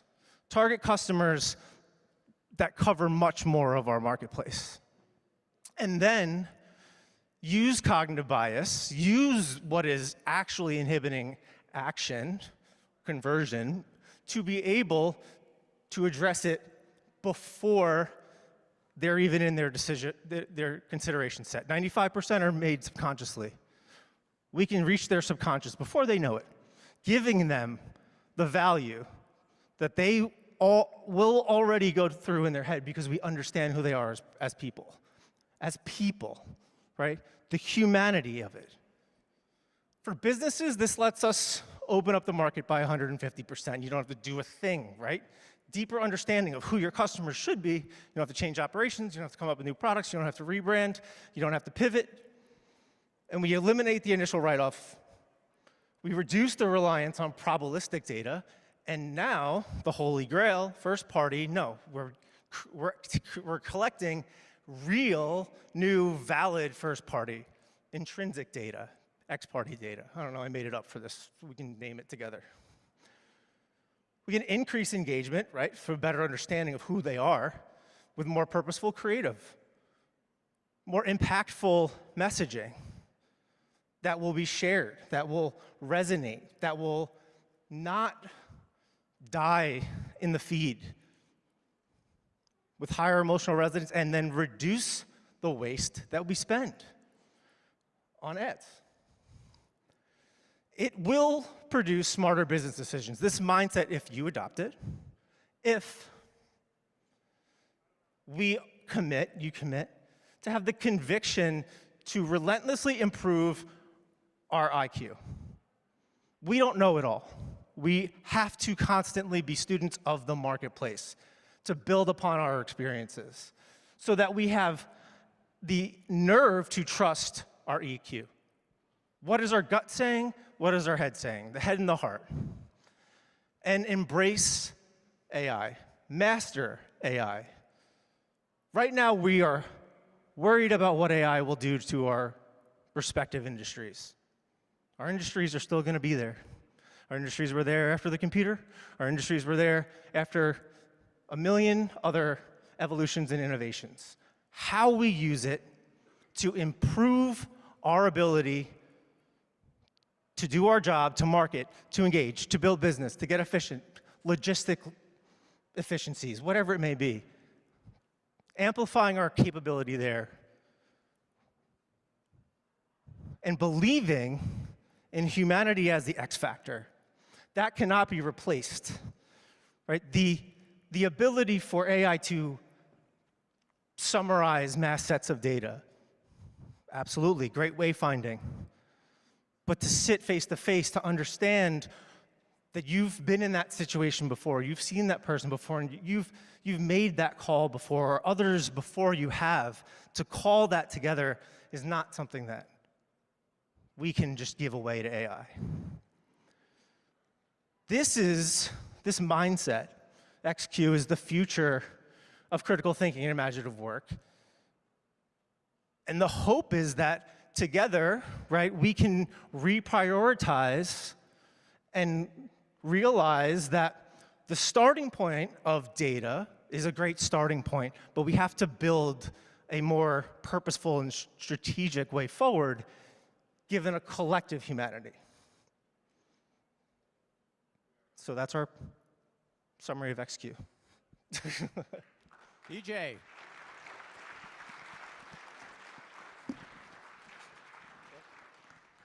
All right, thank you so much, BJ. So we're going to shift now. We're going a little Shark Tank on you. It's our pitch competition, and these are our finalists. We have 4. We want to first introduce Kim Conti. And Kim, she's from Orbit Crates. They are helping families to cut down on clutter with a toy rental subscription service. Instead of buying toys that pile up, parents can now rent, return, and refresh what's in their homes. And after piloting in Connecticut with more than 60 successful rentals and strong engagement, Orbit Crates has proven families want this solution. They're looking to scale, building their founding team. They're attracting investors and bringing this model to households across Connecticut and beyond. Kim, come on up here. Orbit Crates. Our judges, Kim, are watching. How are you? Good, how are you? I'm Thanks doing. for having me. Yeah, good. We're glad to have you. You have 2.5 minutes for your pitch. Great.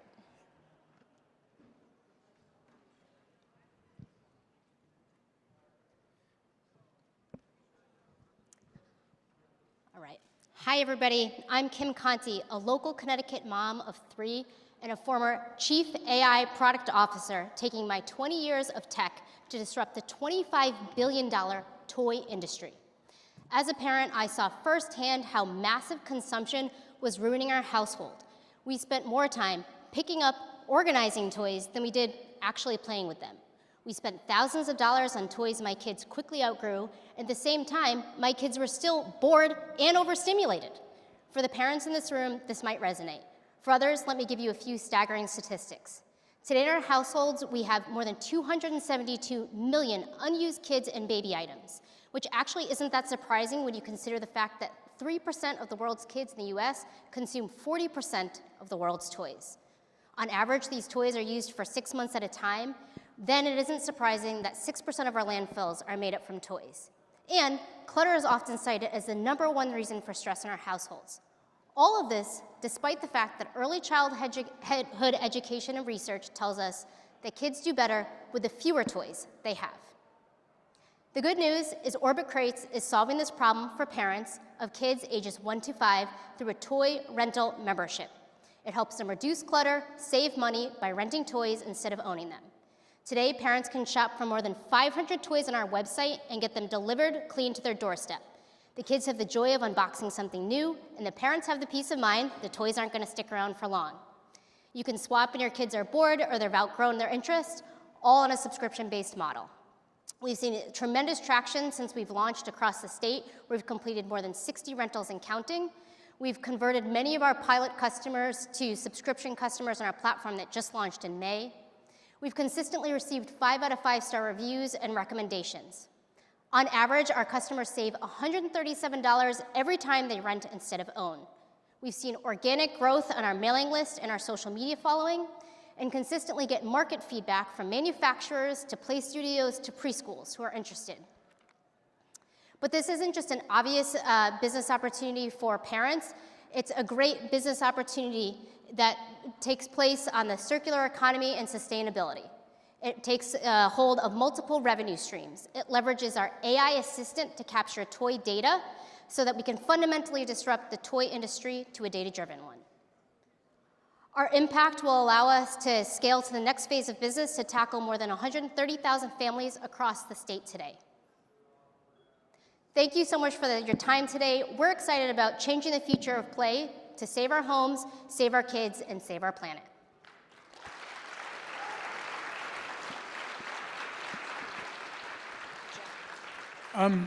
Couple of questions. We're over here. Tell us a little bit more about logistics. Where are you sourcing the toys? How are you delivering them? And when they're done being rented, how are you getting them back? Yeah, great question. So right now, the majority of our inventory was purchased new because we were really focused on product market fit. So we were listening to our customers and trying to understand what toys were interesting to them. Over time, what we're seeing is there's just general organic traction from the marketplace, so we're getting a massive amount of donations. So one of the things that we're doing is we're actually using AI technology to be able to use computer vision to take a bag of toys, quickly inventory what's in that bag of toys, and bring it onto our website. So over time, our inventory will shift from brand new purchase to donations, and that's how we're getting our inventory in the door today. From a logistics standpoint, what we do is we deliver to doorstep delivery for our customers today, and we swap out when they're done. So they can go on our site, and then they pick a calendar date when they're ready to swap, which for customers, that means there are no late fees and no set return dates. Long term, we expect to launch a premium model where there's an additional charge for this service. Who is doing that delivery and pickup? Are you using Amazon or someone? Or are you actually doing that now? Right now, it's done in-house. Over time, we do intend to use last mile logistics and third-party partners to do that at scale. What would be your 3 top priorities for the next quarter? Sure. So it's absolutely scaling our warehousing by being able to do this at scale. The other is marketing our go-to-market strategy. So we're already working with some social media influencers and micro-influencers in the state.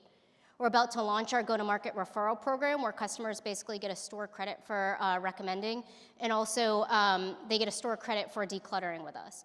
So we're really focused on our go-to-market scale from that perspective. And third is our technology investment as well. We're really focused on, we're actually using agentic AI to build our own tech platform, invest in our inventory database, which we think will give us a competitive moat. This will also give us and help us invest in our AI assistant, and this will help parents better match and find toys that are appropriate for them. So as we focus on things like lifetime value, customer retention, and reducing churn, we believe that with an AI personalized assistant, this investment will be invaluable to our customers. Congratulations, you're doing a great job, Kim. You're a very serious performer and presenter. My question to you is, why do you want to do this? Entrepreneurship is incredibly hard. The hours are going to be grueling. You're going to be alone a lot. You're going to sacrifice a lot. What is your driver or motivation for wanting to take on this mission? Yeah, I mean, I think I definitely see there is a gap in the marketplace. I think there are not a lot of solutions that are serving parents, moms, and households. And I think connection is the core value really for our company. So we think about wanting to help kids again. I think help kids and help parents learn how to play again, keep them off screens. It's really mission driven to bring play back into the home. Connecticut recently just, I know there's an initiative around play across the state, right? And we really believe that play is important to help healthier, happier homes. So that's number one. I think number two is also thinking about environmental impact. I mean, if you look at macro trends, we rent our homes, we rent our cars, toys and kids items seem like an obvious choice as well. All right, Kim, Orbit Crates. I like it. Good luck. We can say we knew you when. Great, thank you. Nice job, Kim. We're going to bring the next competition member to the stage. It's Nico Zarita and Luciano Diaz. They are from Vamos Vamos. They're building a platform designed to bring people together, and they've just onboarded their first live customers, and they're preparing to launch the next version of their product sometime in the next couple of weeks. So Nico, Luciano, come on up.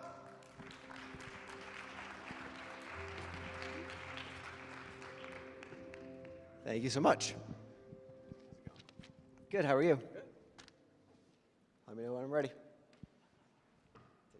Cool. You're a go. Go for it. Awesome. Hey, I'm Nico, founder and CEO of Vamos. I spent my career leading HR teams that are primarily remote, and that typically means that I'm going to be overseeing all travel.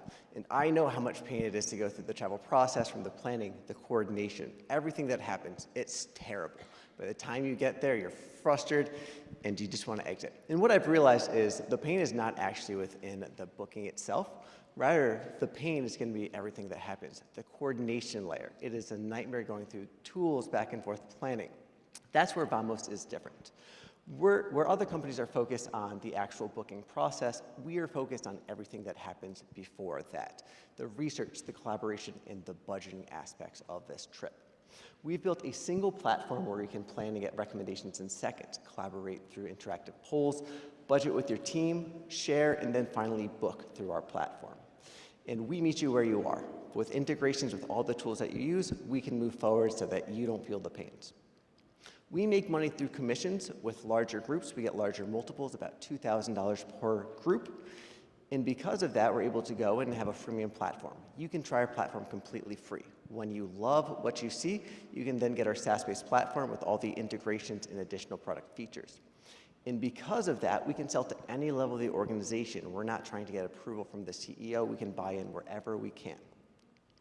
We just started last year. We had no bookings, no revenues, no customers. This year, we have over $40,000 in commissionable revenue, 100 nights booked, and next year, once we launch our platform, we're going to be able to take off. And really, the magic with us is our team. We have over 30 years of experience in startups. We've worked together for 10 years with experience in seed, unicorns, and IPOs. Our ask is simple. If you're a remote team, try us. If you're an investor, come talk to me. We're fundraising soon. And for our panel judges, help validate us as one of the next great companies in Connecticut.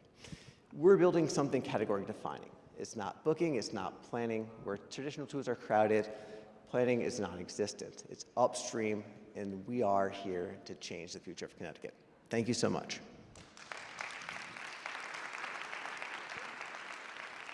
In any great entrepreneurial venture, there's really two questions that have to be answered. Why now and what's different? So really quickly, in the interest of time, Why does this make sense now, and what is unique and compelling about it?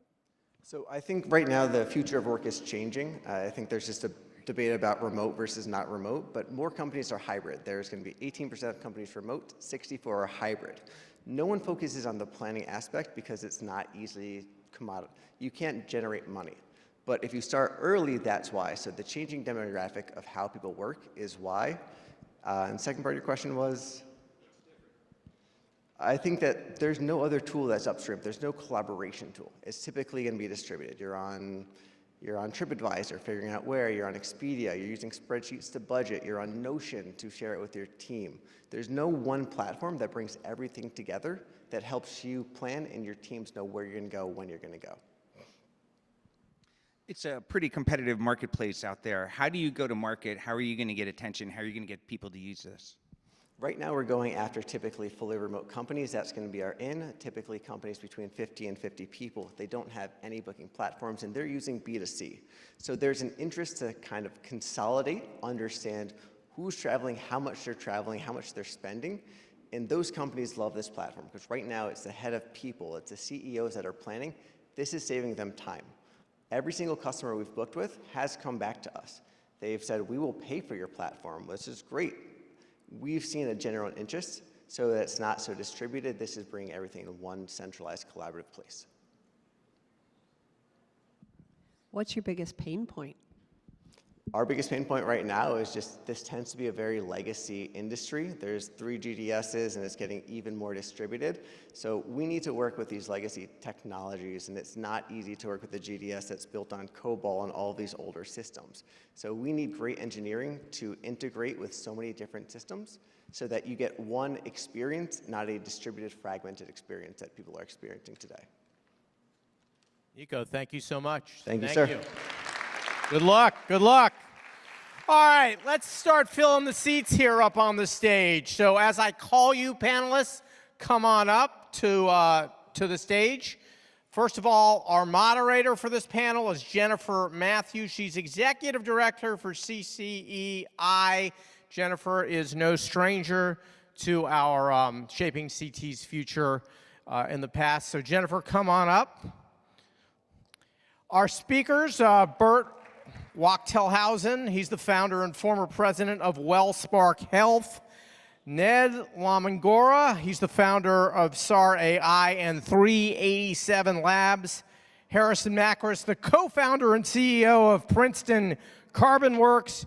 Jesse Kropelnicki, the CEO, a board member of Verdantis. And Bill Schufelt, the co-founder and CEO, we all know, Athletic Brewing. Come on up. Come on up, Ned.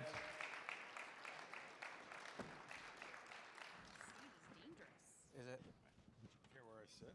Wherever you want, Harrison. Hey, how's it going? All right. Good afternoon, everyone. I'm Jennifer Matthew. I'm the Executive Director of the Connecticut Center for Entrepreneurship and Innovation, which is housed at the University of Connecticut.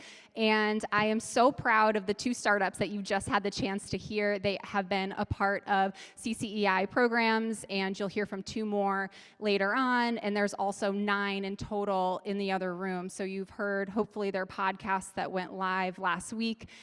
It's just such an amazing experience to have them up on stage sharing what they're building. And the thing that I love most about supporting entrepreneurs is the fact that many of these entrepreneurs are thought leaders in their industries, right? So they are very much looking to solve a problem for specific customers and become so passionate about that they know more probably than they want to about the industry, the problems, the challenges, and the opportunities. And that's what we're here to talk about today. I have 5 amazing thought leaders across manufacturing, AI, consumer products, healthcare. We could be up here for hours diving into these conversations, but really we want to focus on talking about entrepreneurship, talking about innovation, and really thinking about the future of Connecticut as it relates to those areas. Are we ready to get going?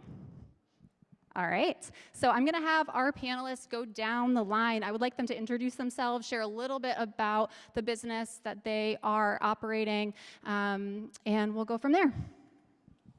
Very cool. Excited to be here. My name is Bill Schufelt, co-founder and CEO of Athletic Brewing Company. We're right down the road in Milford, Connecticut. We set out about 7 years ago to change the way the world drinks.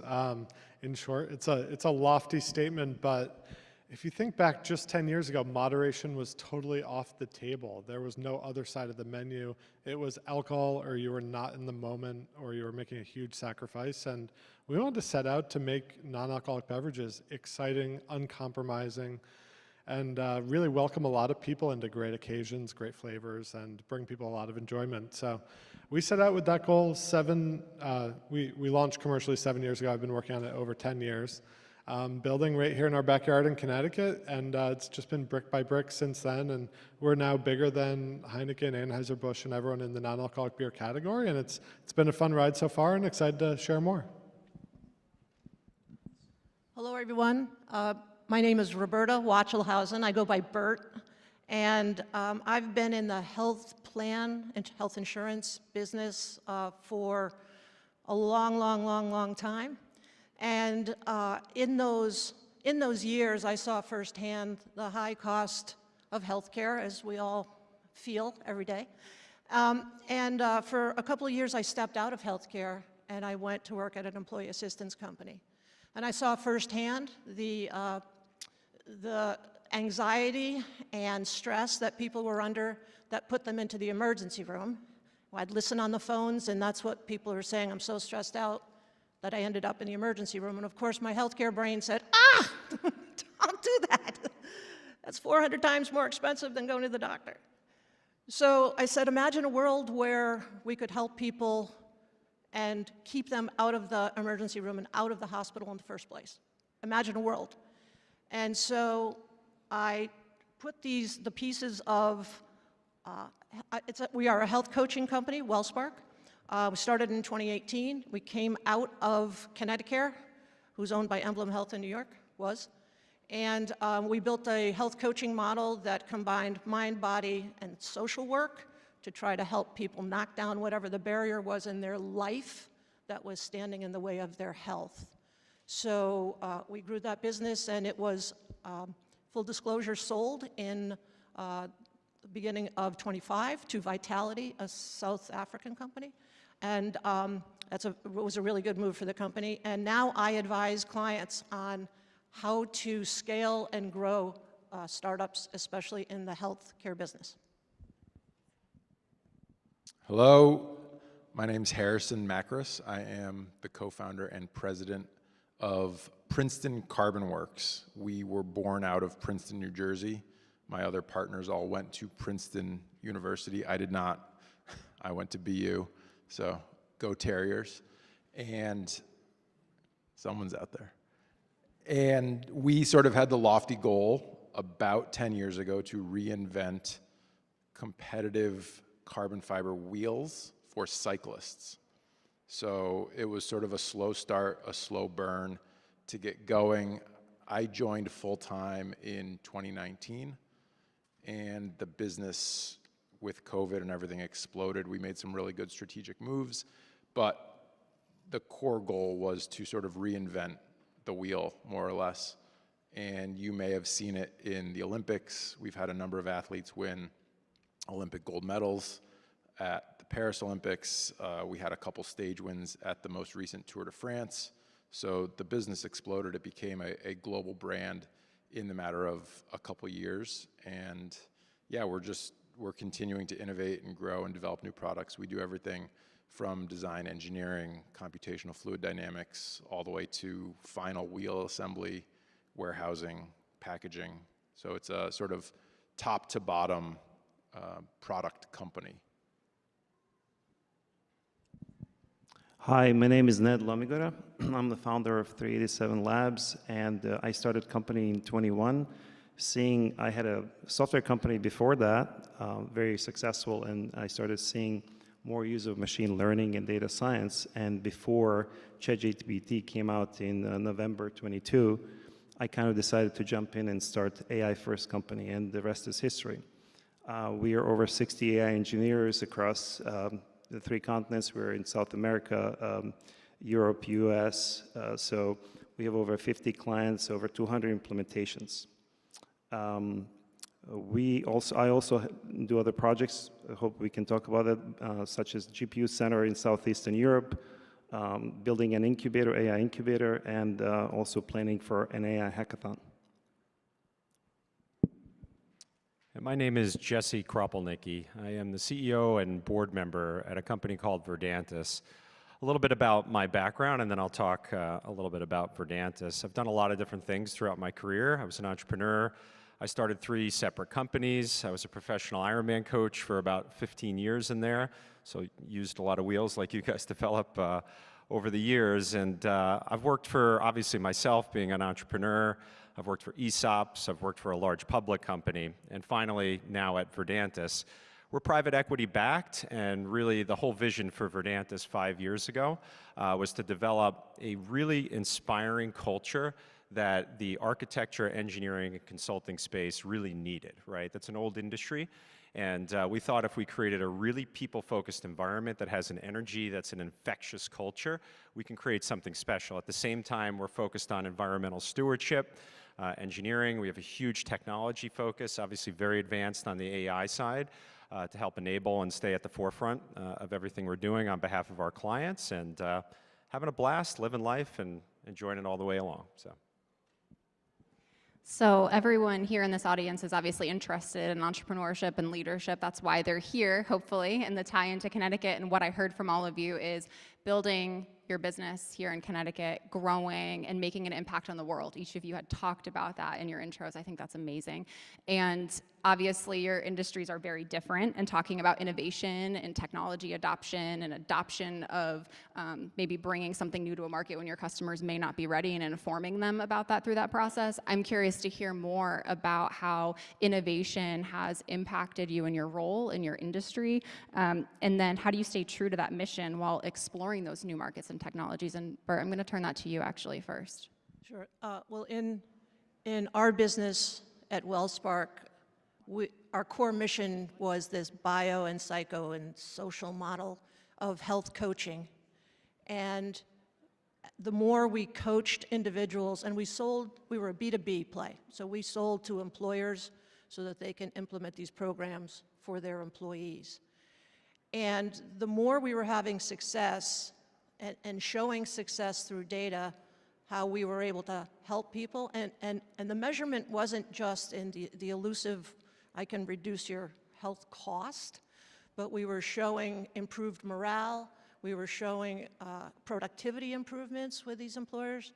And so the more we were successful, the more employers were coming to us and saying, can you also help with fill in the blank? So some of the markets that we opened, or product lines that we opened because of our success working one-on-one, was a group coaching model where we were helping teachers in the Bronx in New York. The city of New York was one of our customers, so think about that kind of a monster client, but teachers were burned out after COVID.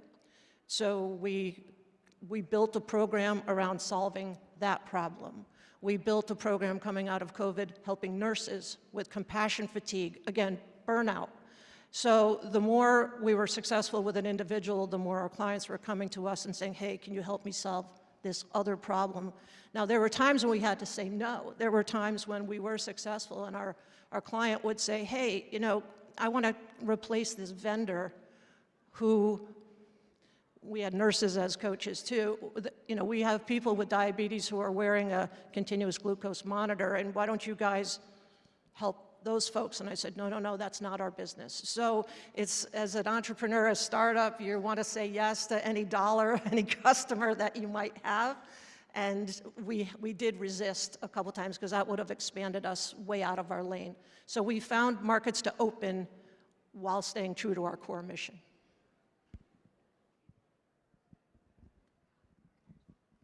Happy to jump in. You know, at Verdantis, we're a services business, professional services. So the asset really is human beings, and how that dovetails into technology is really important, right?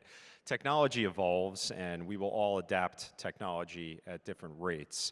Usually companies and organizations that get a competitive advantage are those that you know, follow a really meaningful change management and change leadership, I like to use that term instead, approach with their staff, right? So for us, again, it's not necessarily about having the technology and the tools and the innovation. We have that. It's how quickly we can build trust with our people. And just to give you something tangible to take away, I always keep a four-part change model in mind, mostly because it's easy to remember. Number one, you as a leader, you have to role model it. If you have a technology person and you have them present every new technology, you will not nearly get the buy-in compared to if you do it yourself. When they see the leader, the founder, the CEO use technology, then it means something to them, number one. Number two, it has to pass the logic test, meaning look through their lens. Does the technology present something tangibly better for them that will make their lives more efficient and or better, right? Number three, you have to build the training around it, right? Which requires a lot of touch points. We saw a presentation earlier. It could be 20, it could be 7, it could be 5, but you have to provide a lot of touch points and training around it. And last but not least, you got to make it easy. You have to align all of your systems at the company around that change, right? And many times change means innovation, means technology, and that's why it's important, right? So that's the way we're seeing it through at Verdantis.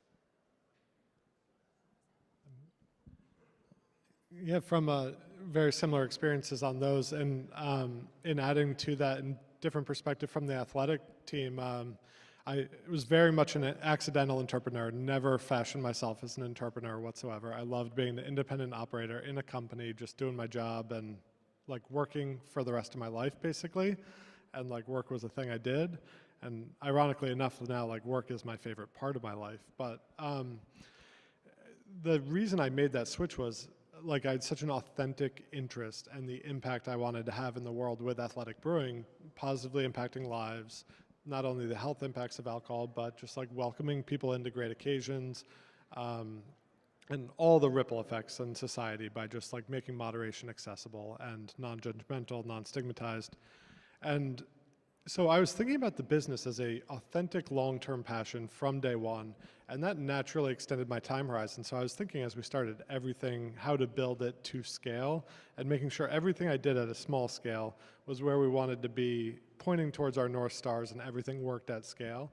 And so I was thinking about being a great long-term employer in the state, building our manufacturing. How does that all work at not only the decision 3 months in front of our face, but like 10 years in the future, and like what does that next few steps look like? And that was really helpful for me in communicating to investors, to our employees, like how I talk to them about their job and their future with the company.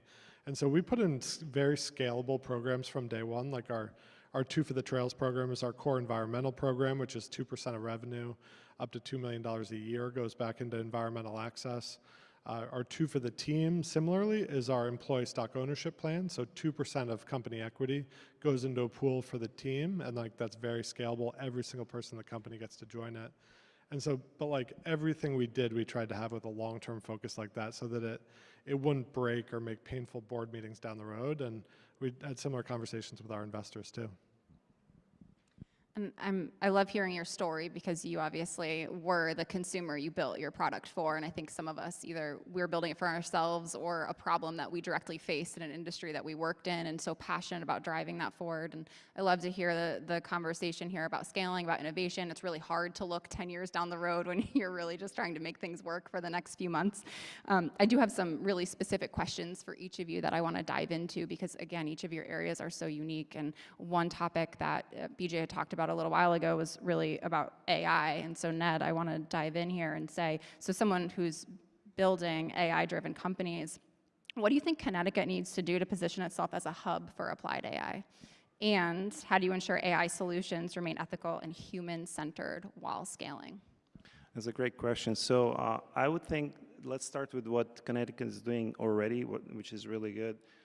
Connecticut is investing about $100 million over 5 years to innovation clusters. That's going to support build out of the not only a compute base, but also places where entrepreneurs can build new AI solutions, and it will combine academia, business, and the government. The other things they're doing is workforce training. That's also going pretty well, and really connecting the academia and businesses. What I think would be really beneficial for businesses like mine is for Connecticut to get more involved in providing tax credits and grants to companies like ours. Also to facilitate workshops or even proof of concept development, because in our experience, one of the hardest things in developing AI is that first step. So when you talk to the customer, there are lots of ideas, lots of things that they want to do. But that first step, you need an impetus to actually move on to that next first step. And I think if there is a government support, I think it will be much easier to get into these so-called risky steps, because it's inevitable that some of these will fail. And we also know that failure rate is some of these proof of concepts is really high. I'll give you an example of Austria. They're doing this really well. They have invested tens of millions of euros into programs where they would give money to the universities, and then companies would bring projects to universities. That way, university students and professors get to work on these really real-world projects, and they're subsidized by the government. So the companies have more incentive, and they can take that risk to invent. So other things that we could do is to facilitate for companies like ours, more workshops where you can actually educate and provide educational kind of content, not just project work.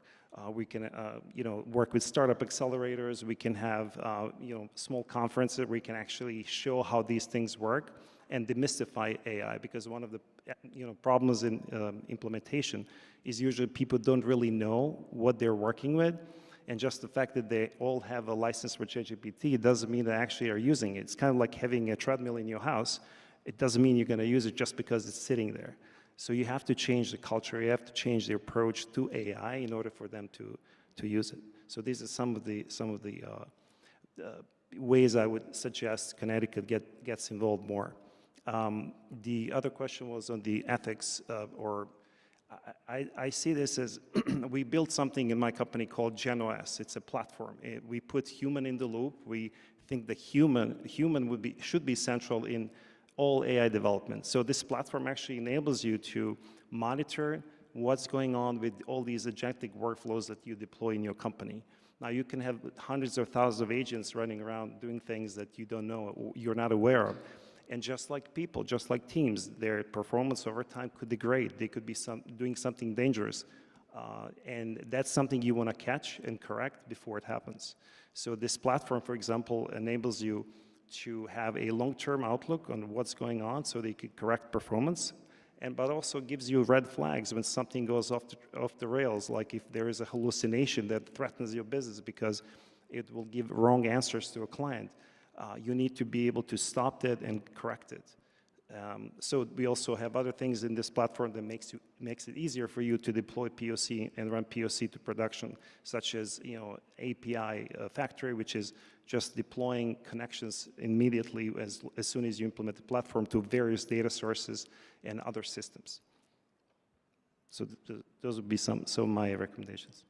Yeah, I love the concept of education and making what your first part of what you had said about making people aware of the use case of it, education to educate the workforce to help grow and expand. And there's a lot I think Connecticut's already doing. So it was great that you started with that and highlighted that whole point.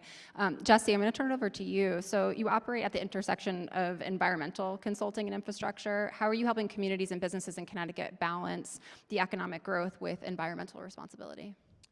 Yeah, so again, we provide technical consulting solutions for both the engineering world and the environmental sciences world. So that means we do remediation. We also do natural resources and environmental planning for new development. So specific to Connecticut, one big value that we provide clients is for developers and real estate owners in many cases, help them redevelop old sites, or otherwise known as brownfield sites, such that they can unlock the value in those sites and move forward with their projects. So that's a big cross-section of what we do in Connecticut. And in addition to that, we also help support municipalities many times in getting funding for the projects that they want to move forward with. These are critical infrastructure projects that are important to their municipalities. So those are some of the key areas that we focus on in Connecticut. And Harrison, your company is pioneering carbon fiber technology. What role do you see Connecticut's manufacturing space ecosystem playing in helping startups like yours bringing this product to a global market? Well, that's we obviously have a lot of manufacturing expertise in the state. We build jet turbines. We've got helicopters, lots of aerospace, submarines. So at the very high end, we do really, really well. and we have a lot of skill at the very high end. The problem that I see is there's a big chasm from building a nuclear submarine to building a small startup product that you want to do. There's a huge gap there. And my biggest issue here is just talent, right? Finding talent, because when you're running a small team, you are really looking for individuals who are force multipliers. You need a guy that can do the work of 4 guys. So our biggest challenge being in Connecticut is getting the talent of what we would call exceptional engineers, exceptional product guys, exceptional marketing people. Forgive me if I say guys, I mean it colloquially as people. So, but yeah, we're having trouble in Connecticut. So I've always pushed for fostering a way to pull more talent.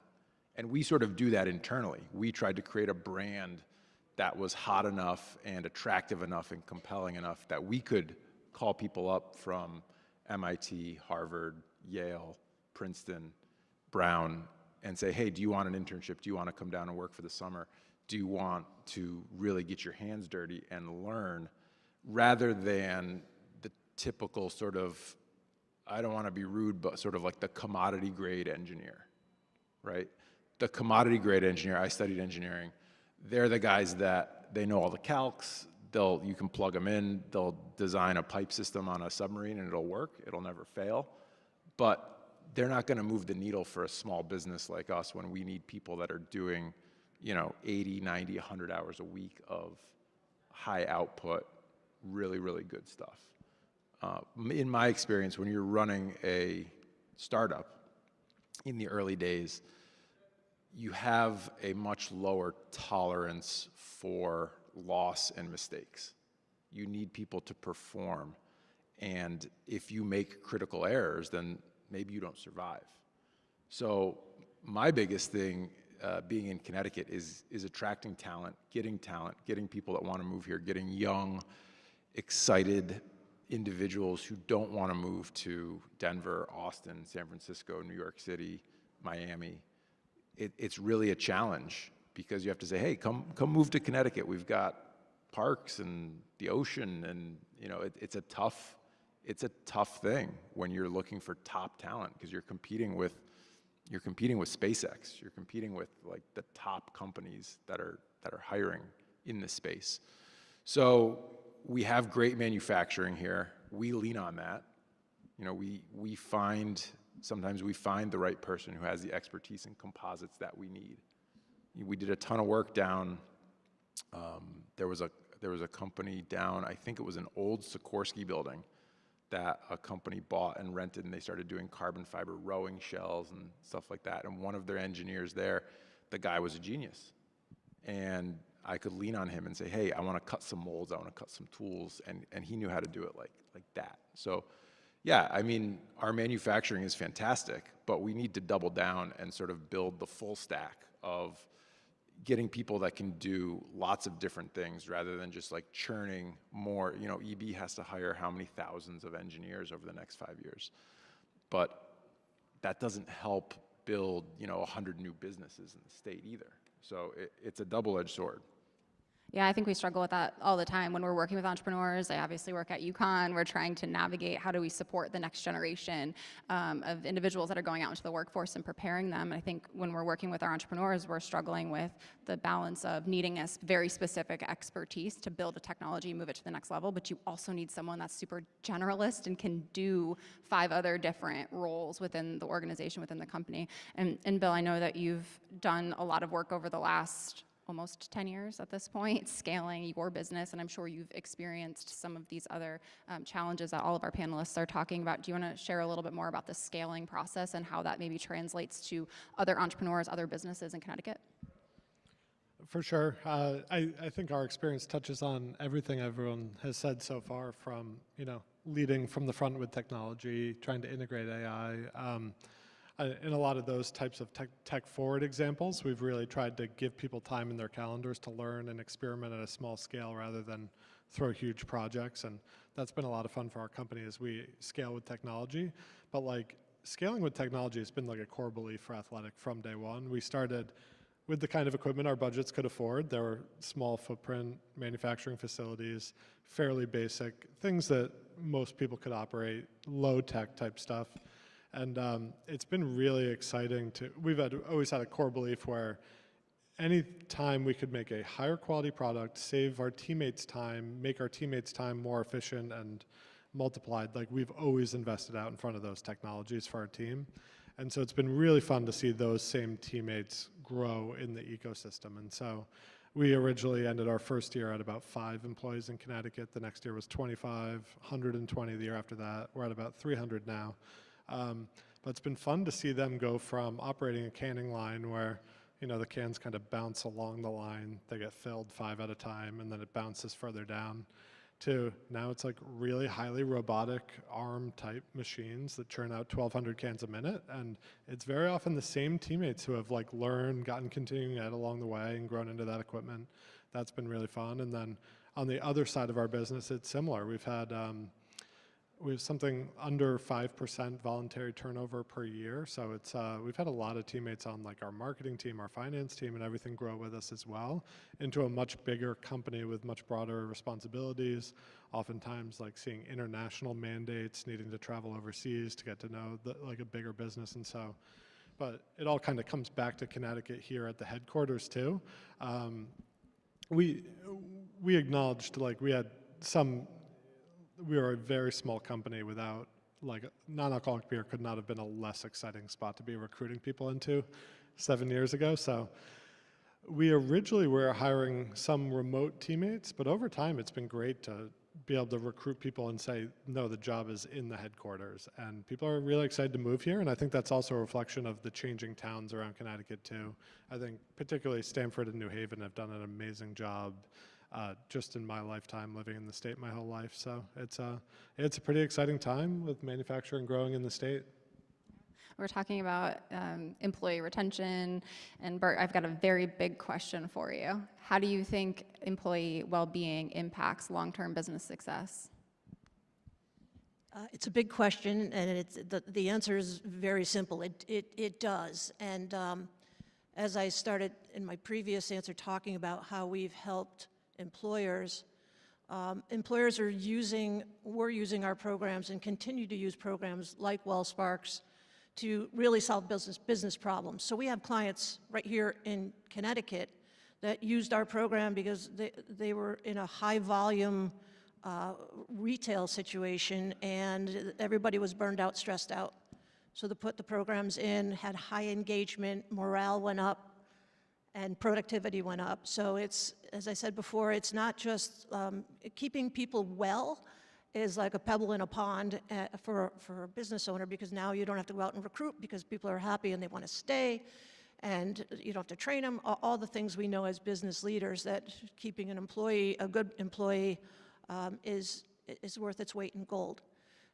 We have helped a health plan, as an example, with their business strategy in improving net promoter scores. So a health plan has a perception that, you know, maybe customer service isn't great, and so and a lot of things aren't great, but their net promoter score is pretty low. And with our programs and working with this one health plan, for every person that we touched of theirs, every member that we touched, the net promoter score went up to 8s and 9s. So that helps with member retention. So programs like ours solve for much, much more than, you know, the word wellness conjures up so many things. And so, but being very precise and sitting down with the client and saying, what are you trying to solve for, and building a program around that. But at the core of it is having an employee who is feeling good about themselves and their health, and not just physical health, but social health and psychological health as well. So big impact. Small dollars turn into a big deal for an employer if done right. And I say that because there's a lot of employers that just think you plug these programs in and they solve big problems, and when they don't, they're disappointed. And I just said, listen, we're in this together. I don't just roll the ball out onto the playground and expect people to play. I mean, we have to do this together, and it's all about your culture and creating a culture of health in your company so that you can solve the problems that you're trying to solve for. So thanks for the question, because it can be a big deal. That's a great answer. So, Jimmy, am I allowed to have you go around and get questions from the audience? I'm just going to tee this up now because we can just start thinking about those questions. I have 2 more that I'd like to ask all 5 of our panelists to answer, but it at least will get you guys going through the thought process of what you might want to ask. So, how can Connecticut better position itself to support entrepreneurs like you in scaling big ideas? I can start. We are struggling on even the municipal level to find the correct space where we need to work. We have a kind of highly specialized and sort of mixed use space that we need. So the state could help sort of down to the municipal level, because my town, we actually bought a state property. So where we operate now was a former state of Connecticut National Guard armory. They had put it on the surplus list, and they were going to sell it to the town of Stonington. Town of Stonington had first right of refusal. They ended up not buying it, and then it went out to a public sort of closed bid, and we ended up winning that property. The problem is when you buy an armory from the state of Connecticut, it's like, what is the zoning on an armory? It was used as an armory, and the town said, well, if you want to put a business in here, you're going to be non-conforming. You're not going to conform with the zone. And I said, well, do you want me to buy a tank? Like, do you want me to, like, what do you want me to do here? Like, it's a brick armory. Literally, it's a brick shithouse. Like, it's just this old, giant brick building.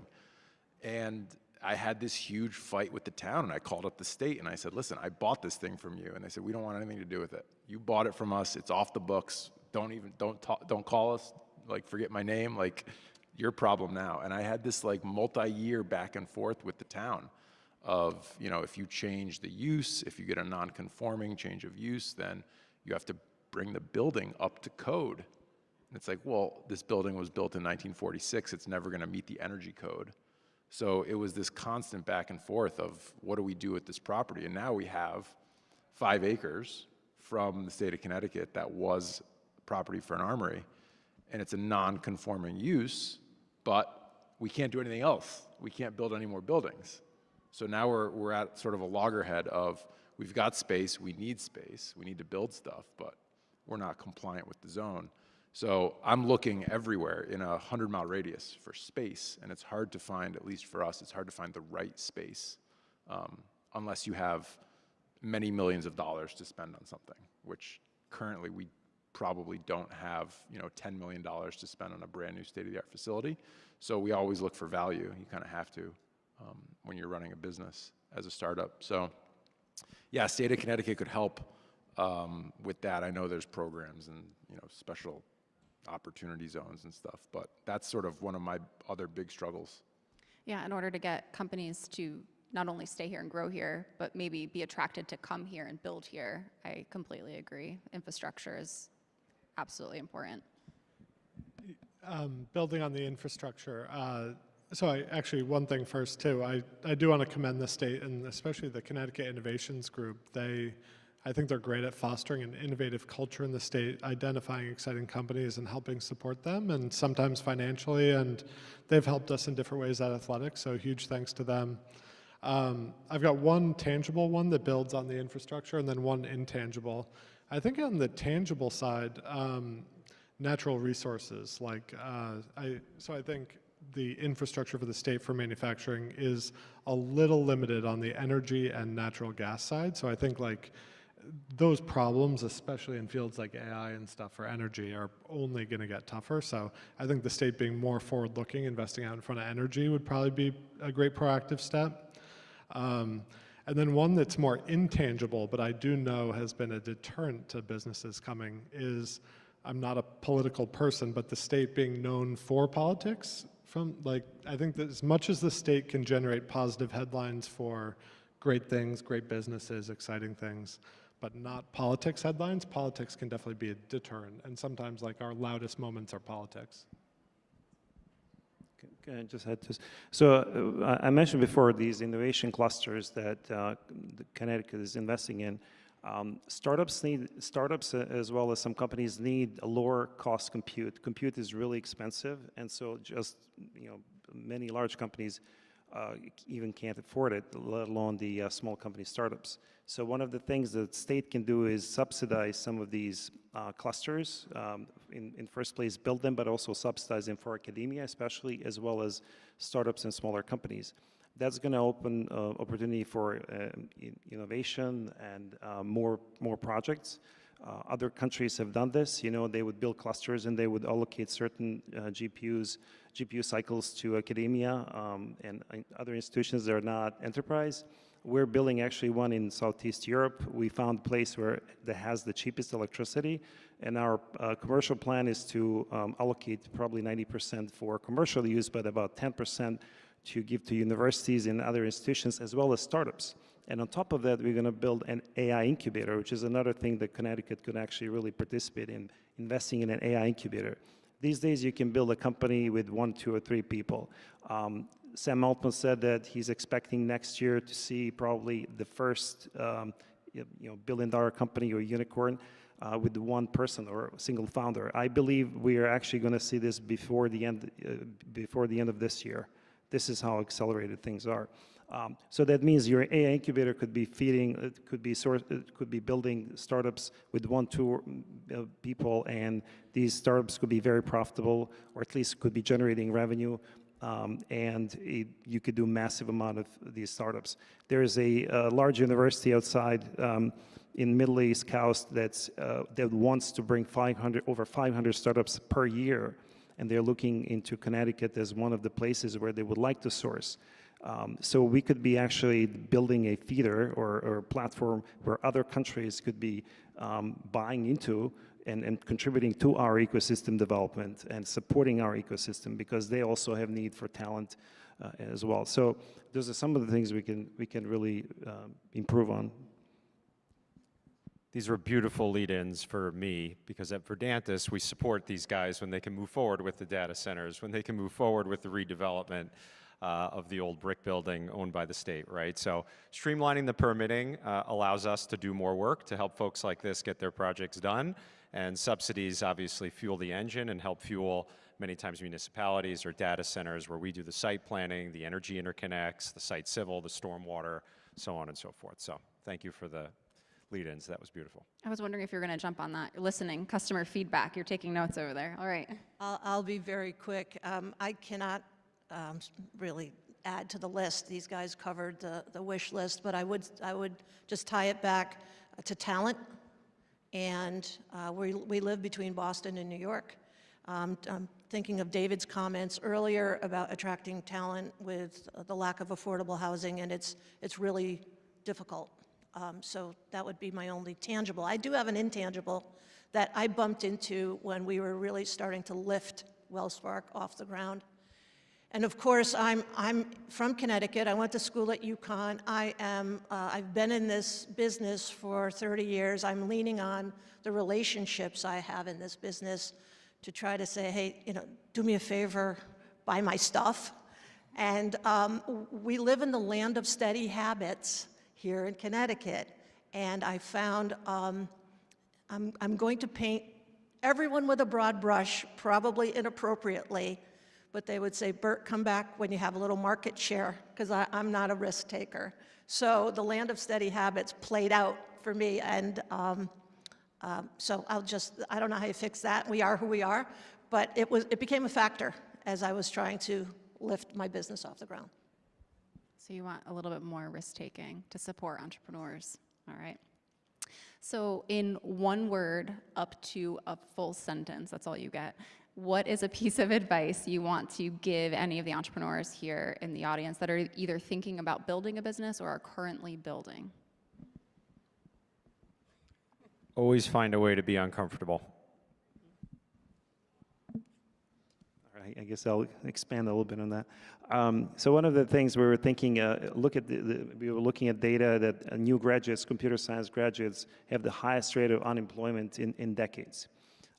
So it's very hard. On the other side, you have $300 million offers from for engineers, for AI engineers, all the way up to billion-dollar offers. Mira Murati's Thinking Machines engineer got $1 billion offer from Meta, and Meta also shelled around 300 plus $500 million offers per single person.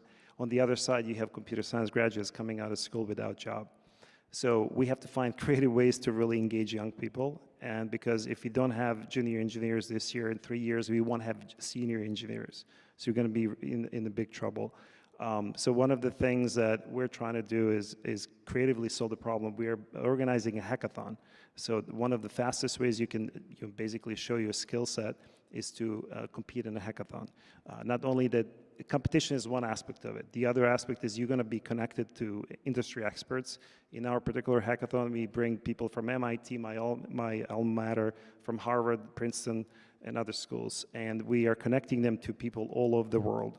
We're going to have an online plus in-person hackathons in selected cities like New York City, Boston, Berlin, Paris, London, and other cities. So this is a really good way for people, young people, across the globe to really get engaged and get noticed, because sponsors of these hackathons are some of the top AI companies. So that's one way that I think my advice would be: do these things, get yourself out there, get noticed, because there's a lot of noise around AI, and your skills today are not worth as much as they were before. So you need to show something. You need to show some tangible work. Dad, that was a very long one sentence, but good feedback. I appreciate that. This is one word up to a sentence of advice for budding entrepreneurs or existing entrepreneurs. Just do it. Do it yourself. Like, get it done. No one's going to do it for you. I will say know with precision the problem you are trying to solve and who has that problem, because a lot of this comes down to segmentation, but the clients that I'm working with now think segmentation is enough. If you just, well, I want to target all mid-sized employers in the Northeast who look like this, or I'm like, you need to understand the motivation of your buyer. And again, it comes back to risk-taking, and will that buyer take a risk on something new and make that be part of your segmentation? And then don't chase. Don't chase people who don't even think they have a problem. We did a lot of that. Mine would be persistence. Just keep showing up, make progress every single day. Most people give up. 99% of people give up. You can be in the top 1% if you just keep going. Great advice. We ready to open it up to the audience? Let's, if we can, let's go into the audience. Just raise your hand if you have questions, and I can do my best, Phil Donahue, and come over and get you. That's a reference from a couple of decades ago, but some of you guys know what that is. Hey, Paul, how are you? Good, thank you. Great to see UConn represented here. What could the academic community or the university and higher education community across the state do? Just quick math, they probably turned out 10 to 15,000 new graduates this year. How can they engage better with startups or early stage companies, make it easier for you?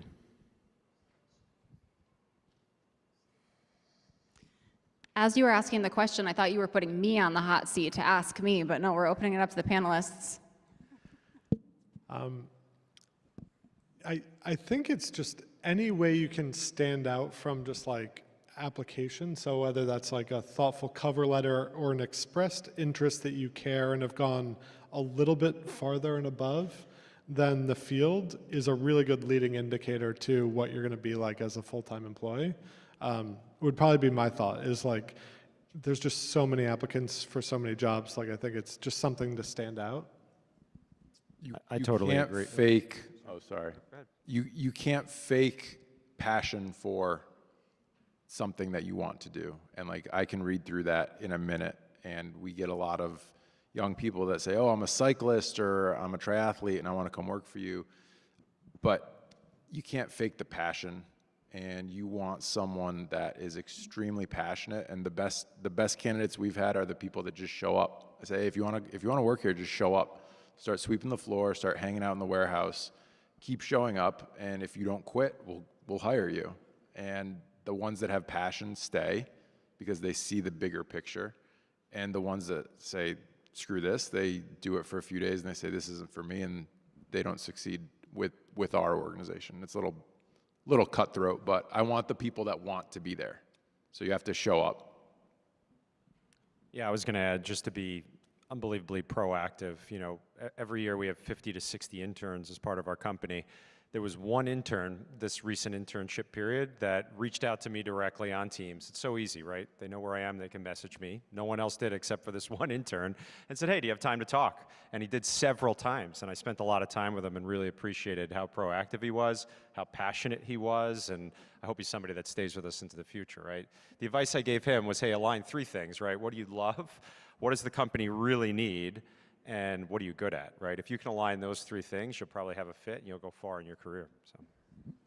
So we have the tough job of teaching students to be hungry and go after it, right? That's the advice that we're hearing. Great.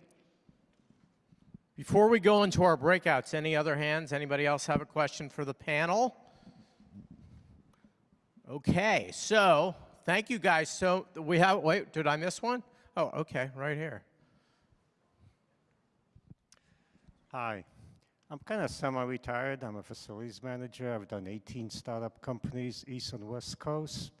And I found Connecticut really interesting because you're into manufacturing startups, whereas Massachusetts is all biotech, and so is New York, not to mention New Haven. But in all my work here in the Northeast, my biggest problem has always been the trades.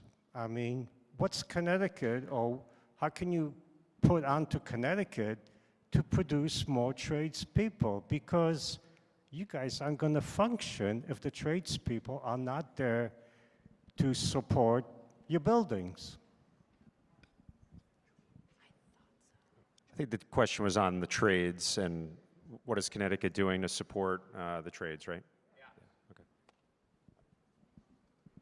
I know Electric Boat has a pretty aggressive trade program as far as pipe fitting, welding, training, all that down in the southeast corner. I'm not sure how much support there is. Anything that we do, we teach. We provide free training for any of the skilled work within our company.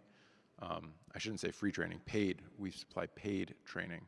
So you spend about a month learning the skill of wheel building, which in and of itself is a very precise skill. So we have our own sort of micro trade program, but I do think the state is working on that pretty aggressively because they understand the implications if we do not have the right trades to build.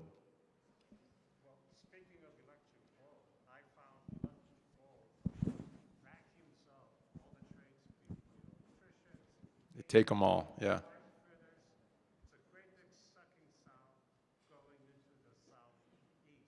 Yes. And if not, then there's a big sucking sound going to the naval bases up in New Hampshire and Maine. But again, electricians, HVAC, pipe fitters, pipers, we need this for infrastructure. I agree completely. And it's not happening. If I have to pull in people from Massachusetts to come to Connecticut, I think it's a bigger problem than just Connecticut, though. I think it's a generational thing as far as like, does anyone want to go into the trades anymore? And it becomes a supply and demand issue. It's an economics thing. As the demand goes up, we're going to pay tradespeople more, and more people will go into it because no one's going to be around to fix your air conditioner, no one's going to be around to fix your plumbing. So it is supply and demand. It's simple economics, and I think the big companies like Electric Boat and some of the other big defense contractors are paying well, and they've got good benefits and good packages, and that's why there is that big vacuum going to them for all the trades. All right, let's hear it for our panel. Really, really good. Good to have you guys. Bert and Ned and Harrison and Jesse and Bill and of course Jennifer. We really appreciate it. And we're gonna go into our breakouts now. So all of the rebellion group, the rebels as we call them, are gonna be out there. They can guide you if you have any questions. And also BJ, you wanna come up before we send them into breakouts? Yeah, I was just going to say, so we know it's getting late, go through breakouts, we get tempted to kind of just wander out. Remember, we still have 2 additional companies as part of the pitch competition and Jeff Hoffman's keynote, so come back in, tell your friends in the other room, find a buddy, bring them. But you know, the effort here to support businesses that we're really trying to see succeed is key. And Jeff's time, he's involved in 440 plus businesses through Global Entrepreneurship Network, and active chairman of World Youth Horizons, which is in 200 countries, founding team member of Priceline and Booking. He probably forgets more than we all know about entrepreneurship collectively. So, let's rally back, support the companies, and enjoy the keynote before we kind of call it a later evening than usual for most of us, probably. Thank you. We'll break out now.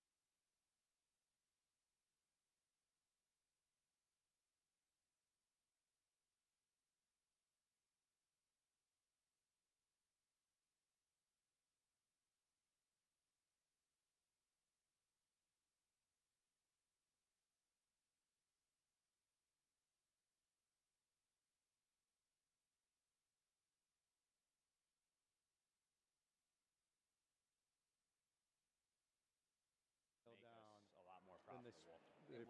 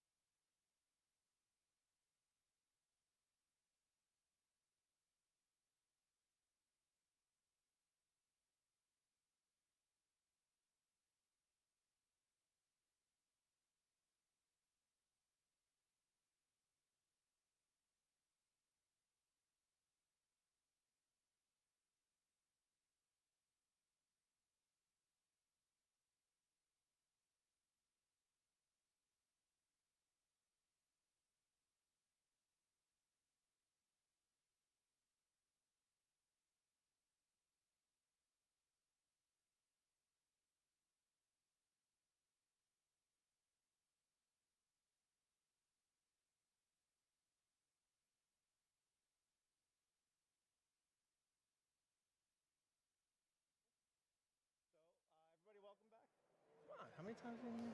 We don't hear them. No, you just talk, I think. All right, welcome back to our second live podcast here for Shaping CT's Future, Entrepreneurship and Innovation and Leadership. Let's go down the line, kind of, talk about who we are and our journeys and, where our perspective on entrepreneurship, and has it changed or have we kind of learned anything so far today? Justin? You want me to start? Yeah. Sure, yeah. Justin Lutz, founder at Sample and Cause Connect. From an entrepreneurship standpoint, that's my lifeblood. I enjoy, exploring trends and solving problems. As far as how it's changed, it changes all the time, and it changes more quickly now than ever before. Mm-hmm. But I think we'll probably get into that a little bit more. Yeah, I think so too. Rachel Mealy, Met Interactive. We're a AV IT integration company, about 13 years in business, and been an entrepreneur even before that. I feel like one of the biggest things that I had reinforced today is just a sense of community, like trying to make sure you're connected with other CEOs and executives who have been through what you've been through before, so that whatever stage of the journey that you're in, you've got somebody you can chat with to try to avoid those pitfalls before you hit them, or at least make them a little less bumpy than they might be otherwise. Yeah. So, yeah. The feeling that someone else, you're the only one, right, that's kind of going through Yeah, this you always feel alone, and Yeah. so if you've got that community, it's a lot easier to feel okay about what's happening. Absolutely. Paolo. Paolo Volpati Chedra, from Milano, Italy. Lived the American entrepreneurial dream. Came here as a university student, had an idea related to food and solving what I thought was a need for clean, pure products. And was able to express myself in this beautiful environment and had a successful exit through a private equity sale. And today I'm back in the game as a fractional manager for several food companies. Love it. Art Linares, I'm the CEO of Rodeo Cannabis. We have the only outdoor cannabis farm, sun-grown farm in Connecticut. And we have a manufacturing lab where we process pre-rolls, vapes, gummies, flower, concentrates. We sell them across the state to all the dispensaries. And we're opening up our own stores, rodeo stores in the future. And we also manufacture for other nationwide brands. I live in Stamford, Connecticut. I was a state senator in Connecticut for 6 years. I was an entrepreneur as well. Before that, with a different company, started Green Skies, a solar energy company here in Connecticut. And so my second Second rodeo. But right? Yeah. So far, I mean, the prevalence of technology seems to be scaring many of the attendees. You know, this uncertainty around how to embrace, how to leverage, and you know what role it will play in their workforce, in their operations, from the perspective of building software solutions, understanding, you know, customer experiences on premises and in different environments. Is anything that you are thinking of, or typically talking about, not sort of been brought up, or have you heard any, you know, sort of misconceptions around, you know, how to really leverage and how to embrace, you know, this opportunity of AI and other technologies?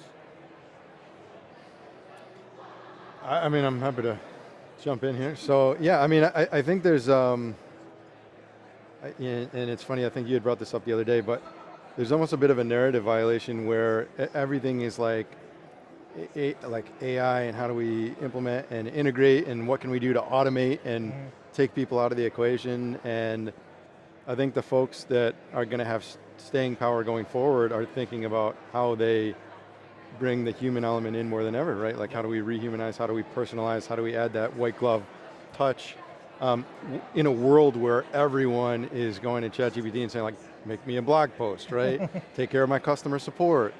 So placing an emphasis, I think, on like specifically in customer support on the front line and making sure that people have a delightful experience, more important now than ever before. Any feelings on, you know, from your perspective of Meta Interactive, you know, the opportunities, you know, the sort of the wayfinding that you're helping clients navigate?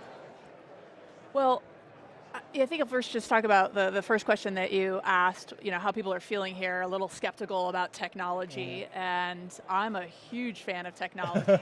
I love it all, and I would embrace and utilize it all immediately in my business, but I think the thing that hasn't necessarily been talked about is that trepidation from the majority of people, and that includes my employees and my customers. And so while I'm ready to like go 100% or 150%, you know, I got to take baby steps, and I got to introduce my team and my clients to elements that they can understand and start to see the value that it brings them, before, you know, introducing like, you know, wayfinding to a client who, you know, they've been doing, you know, paper for their entire lives. Like that might be a step, you know, too much. Maybe I've got to like level them up to something a little bit more static first. And I'd imagine that's something that's kind of being talked about in some of the breakouts going on as far as workforce goes, because that, as entrepreneurs, it's very much like, let's jump on these things that are going to make us more efficient and, you know, be solution first, sort of quick problem solvers.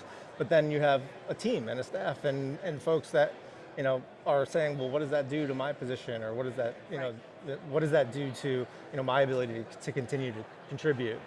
Paolo and Art, the human, whether it's cannabis or food, right, it's like people have this emotional connection to, you know, whether it was the first time, you know, that they took a drag, right? And I don't know what you're talking about. Earlier in life, or, you know, grandma's recipe, right? And so how are you balancing, you know, this like really maintaining some heritage and some connection to, you know, the art of you know, more organic product and something that, you know, is consumed and closer to home, you know, with this push, right? And it feels like in some instances going too far or going overboard on technology could take out some of the heart of the product. I feel that in my industry, everything starts from the human factor. A recipe or a concept or the design of a product is still human-based. And then obviously you have access to this amazing level of technology that can take it to a different level.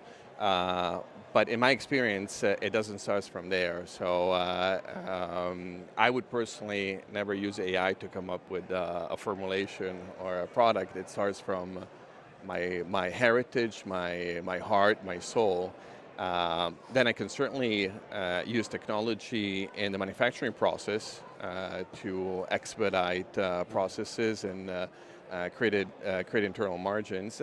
And I can certainly use technology to then bring that product to market and propagate it in consumers' kitchens and, and dining tables.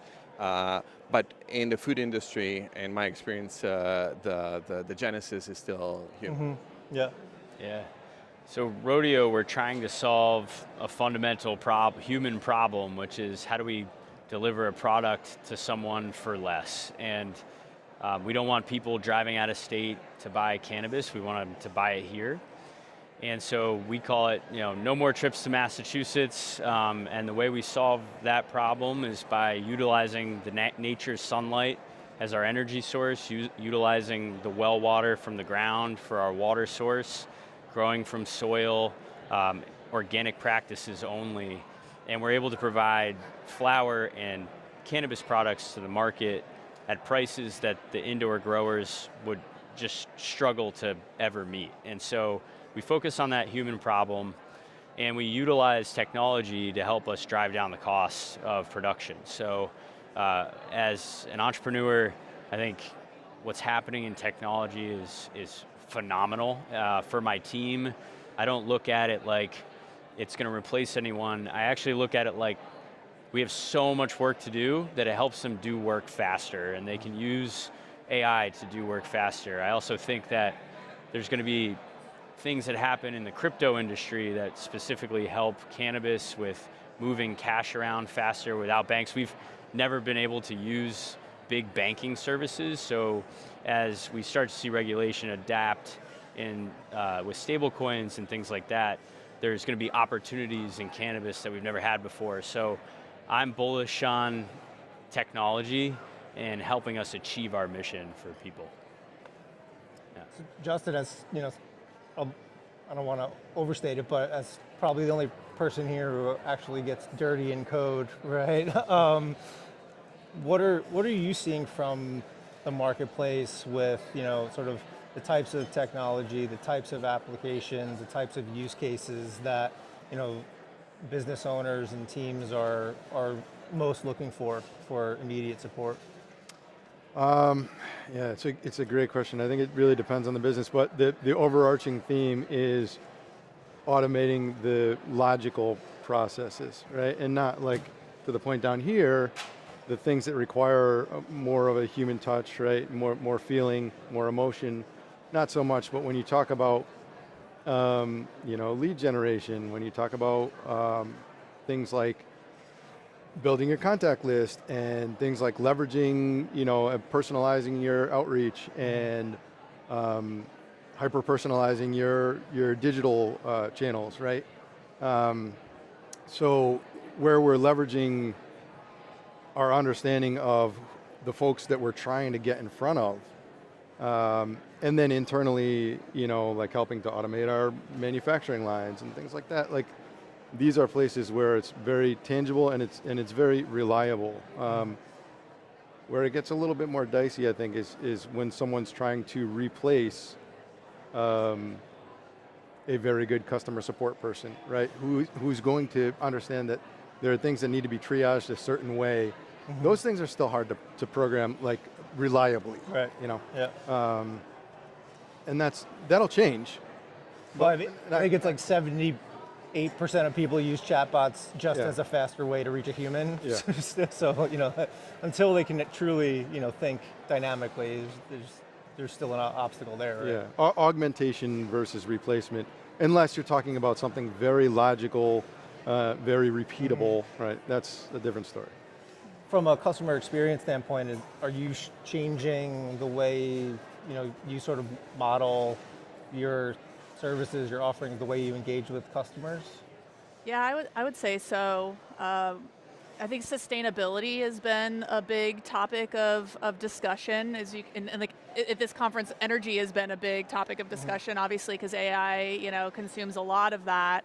And so, if we're working in national entertainment venues, the AV systems are going to take up a lot of power. Yep. And a lot, like at this convention center that we're at right now, there's going to be a lot of downtime. This event's happening right now, but what's happening the rest of the day and in the morning and the evening? And so do you want all those systems to be on all the time, sucking up all of that energy? Or do we want sustainable systems that ultimately save us money and conserve at the same time? So that's been a big topic of discussion recently. Is there a push to sort of integrate systems with sort of that like personalization or different environment augmentation for different attendees or different patrons to events or things like that? Yeah, I mean, of course, like, we even talk about, okay, so I'm at a Taylor Swift concert, right? And my best friend is across the arena because I couldn't get tickets. I couldn't get tickets at all, but I couldn't get tickets next to her. And so what if I had a virtual reality where I'm able to see Taylor like I'm in the front row, but I also am sitting next to my best friend who's actually physically so far away, but it's a whole new experience for the audience that is more akin to being at home, right? And some of the technology we have at home, because that's now starting to get pretty sophisticated, but with that live experience at the same time.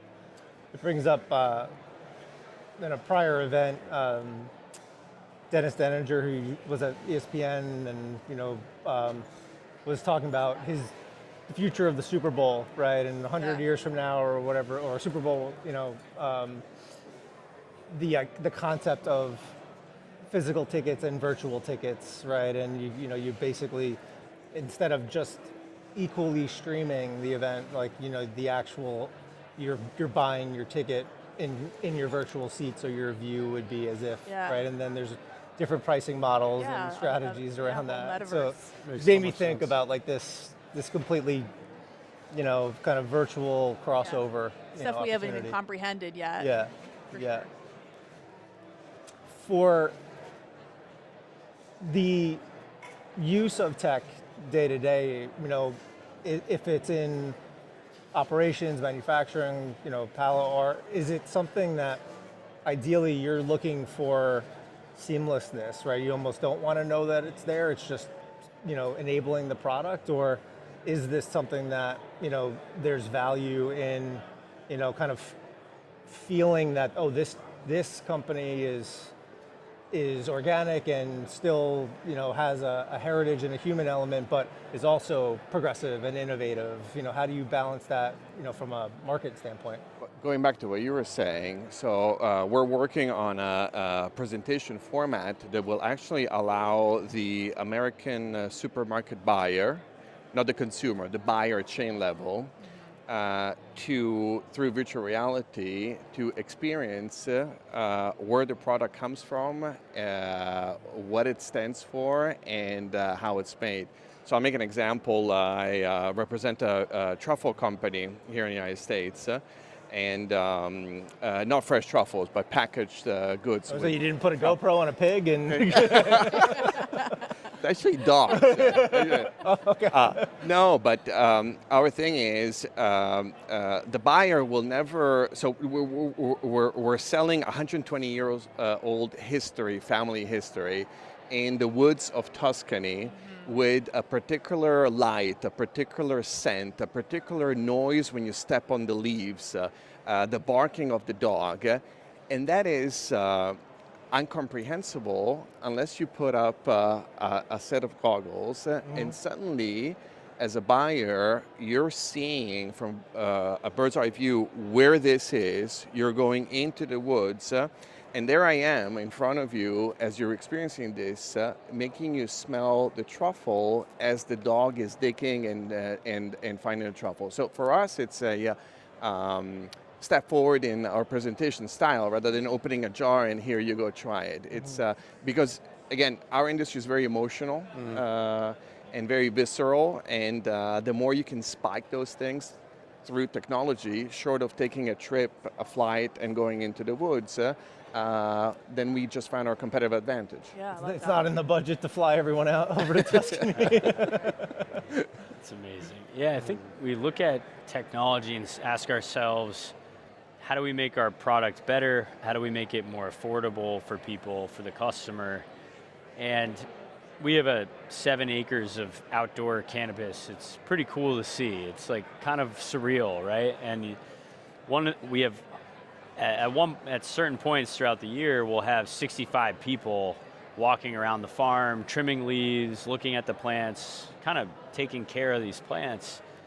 And we're looking at ways that maybe we can use drones to help help aid in monitoring the plants. So rather than someone spending all their time looking for the problem, love that. They spend more of their time addressing the problem and using the technology to make the product better.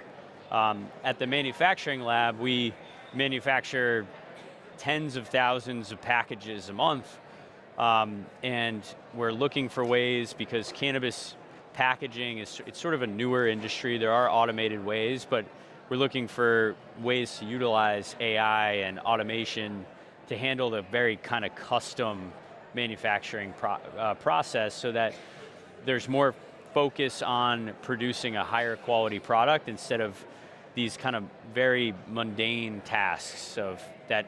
I think ultimately humans would rather be spending their time trying to focus on the quality of the product than doing things that are repetitive, and we should have technology do that. So that's the way we look at it. Are there opportunities for, in a highly regulated industry, are there emerging players that are aiding, sort of tracking from, production to sale, or even, in just preservation, right, and shelf life, and, that holy grail of understanding supply chain and shelf dwell time and everything else, are those areas that you guys are leveraging?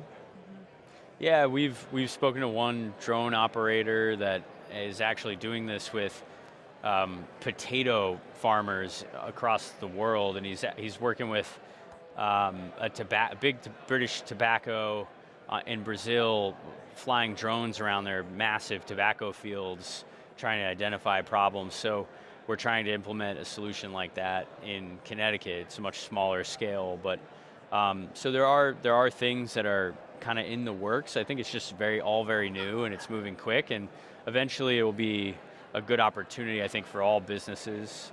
So we are looking at it, but there's no one that has really provided a out-of-the-box solution for my sector yet.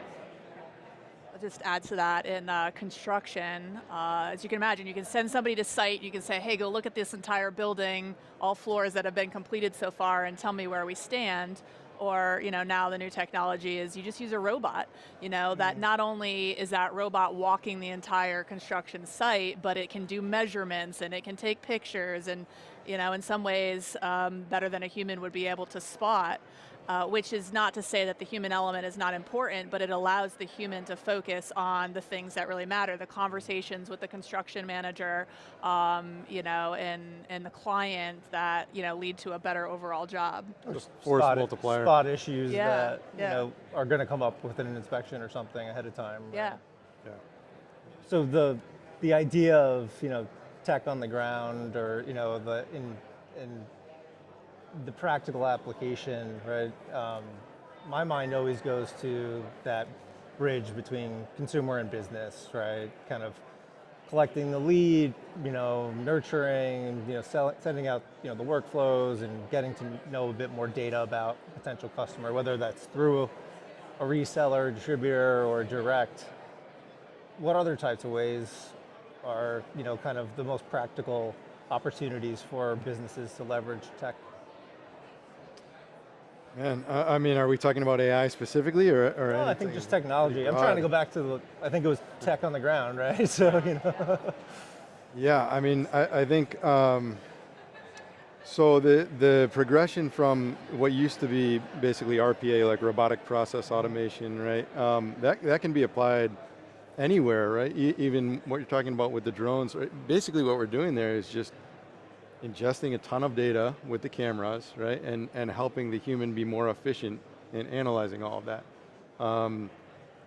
How many use cases can you think of where that same kind of thing applies and you have someone that can be accelerated and can look at a lot more quickly and make better decisions because of that? I mean, the sky's the limit. Yeah, yeah.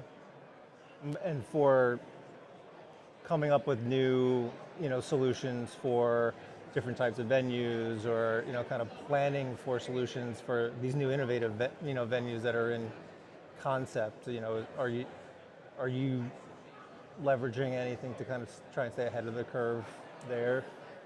What's interesting for us is we often try to have we'll have clients come to us and they have these big grand ideas of we want the next Superdome or something like that. And in actuality, we often have to have a conversation with them about sustainability and about, do you have the budget to be able to care for a system like that? And how long do you want it to last? And if we don't have all of those conversations up front, they'll end up with technology that they ultimately can't use. And that can be, that's devastating for the amount of money that people spend on some of this technology. Yeah. So that's, sort of back to my first point of sometimes we got to take baby steps before we jump right to a Superdome. Yeah, yeah. What can we actually flip the bill on the Vegas sphere? Yeah. Well, I think we're at break here, and thank you for kind of joining and going with the flow in this very structured conversation. But appreciate your time. All right, thank you. Thank you. Thanks, guys.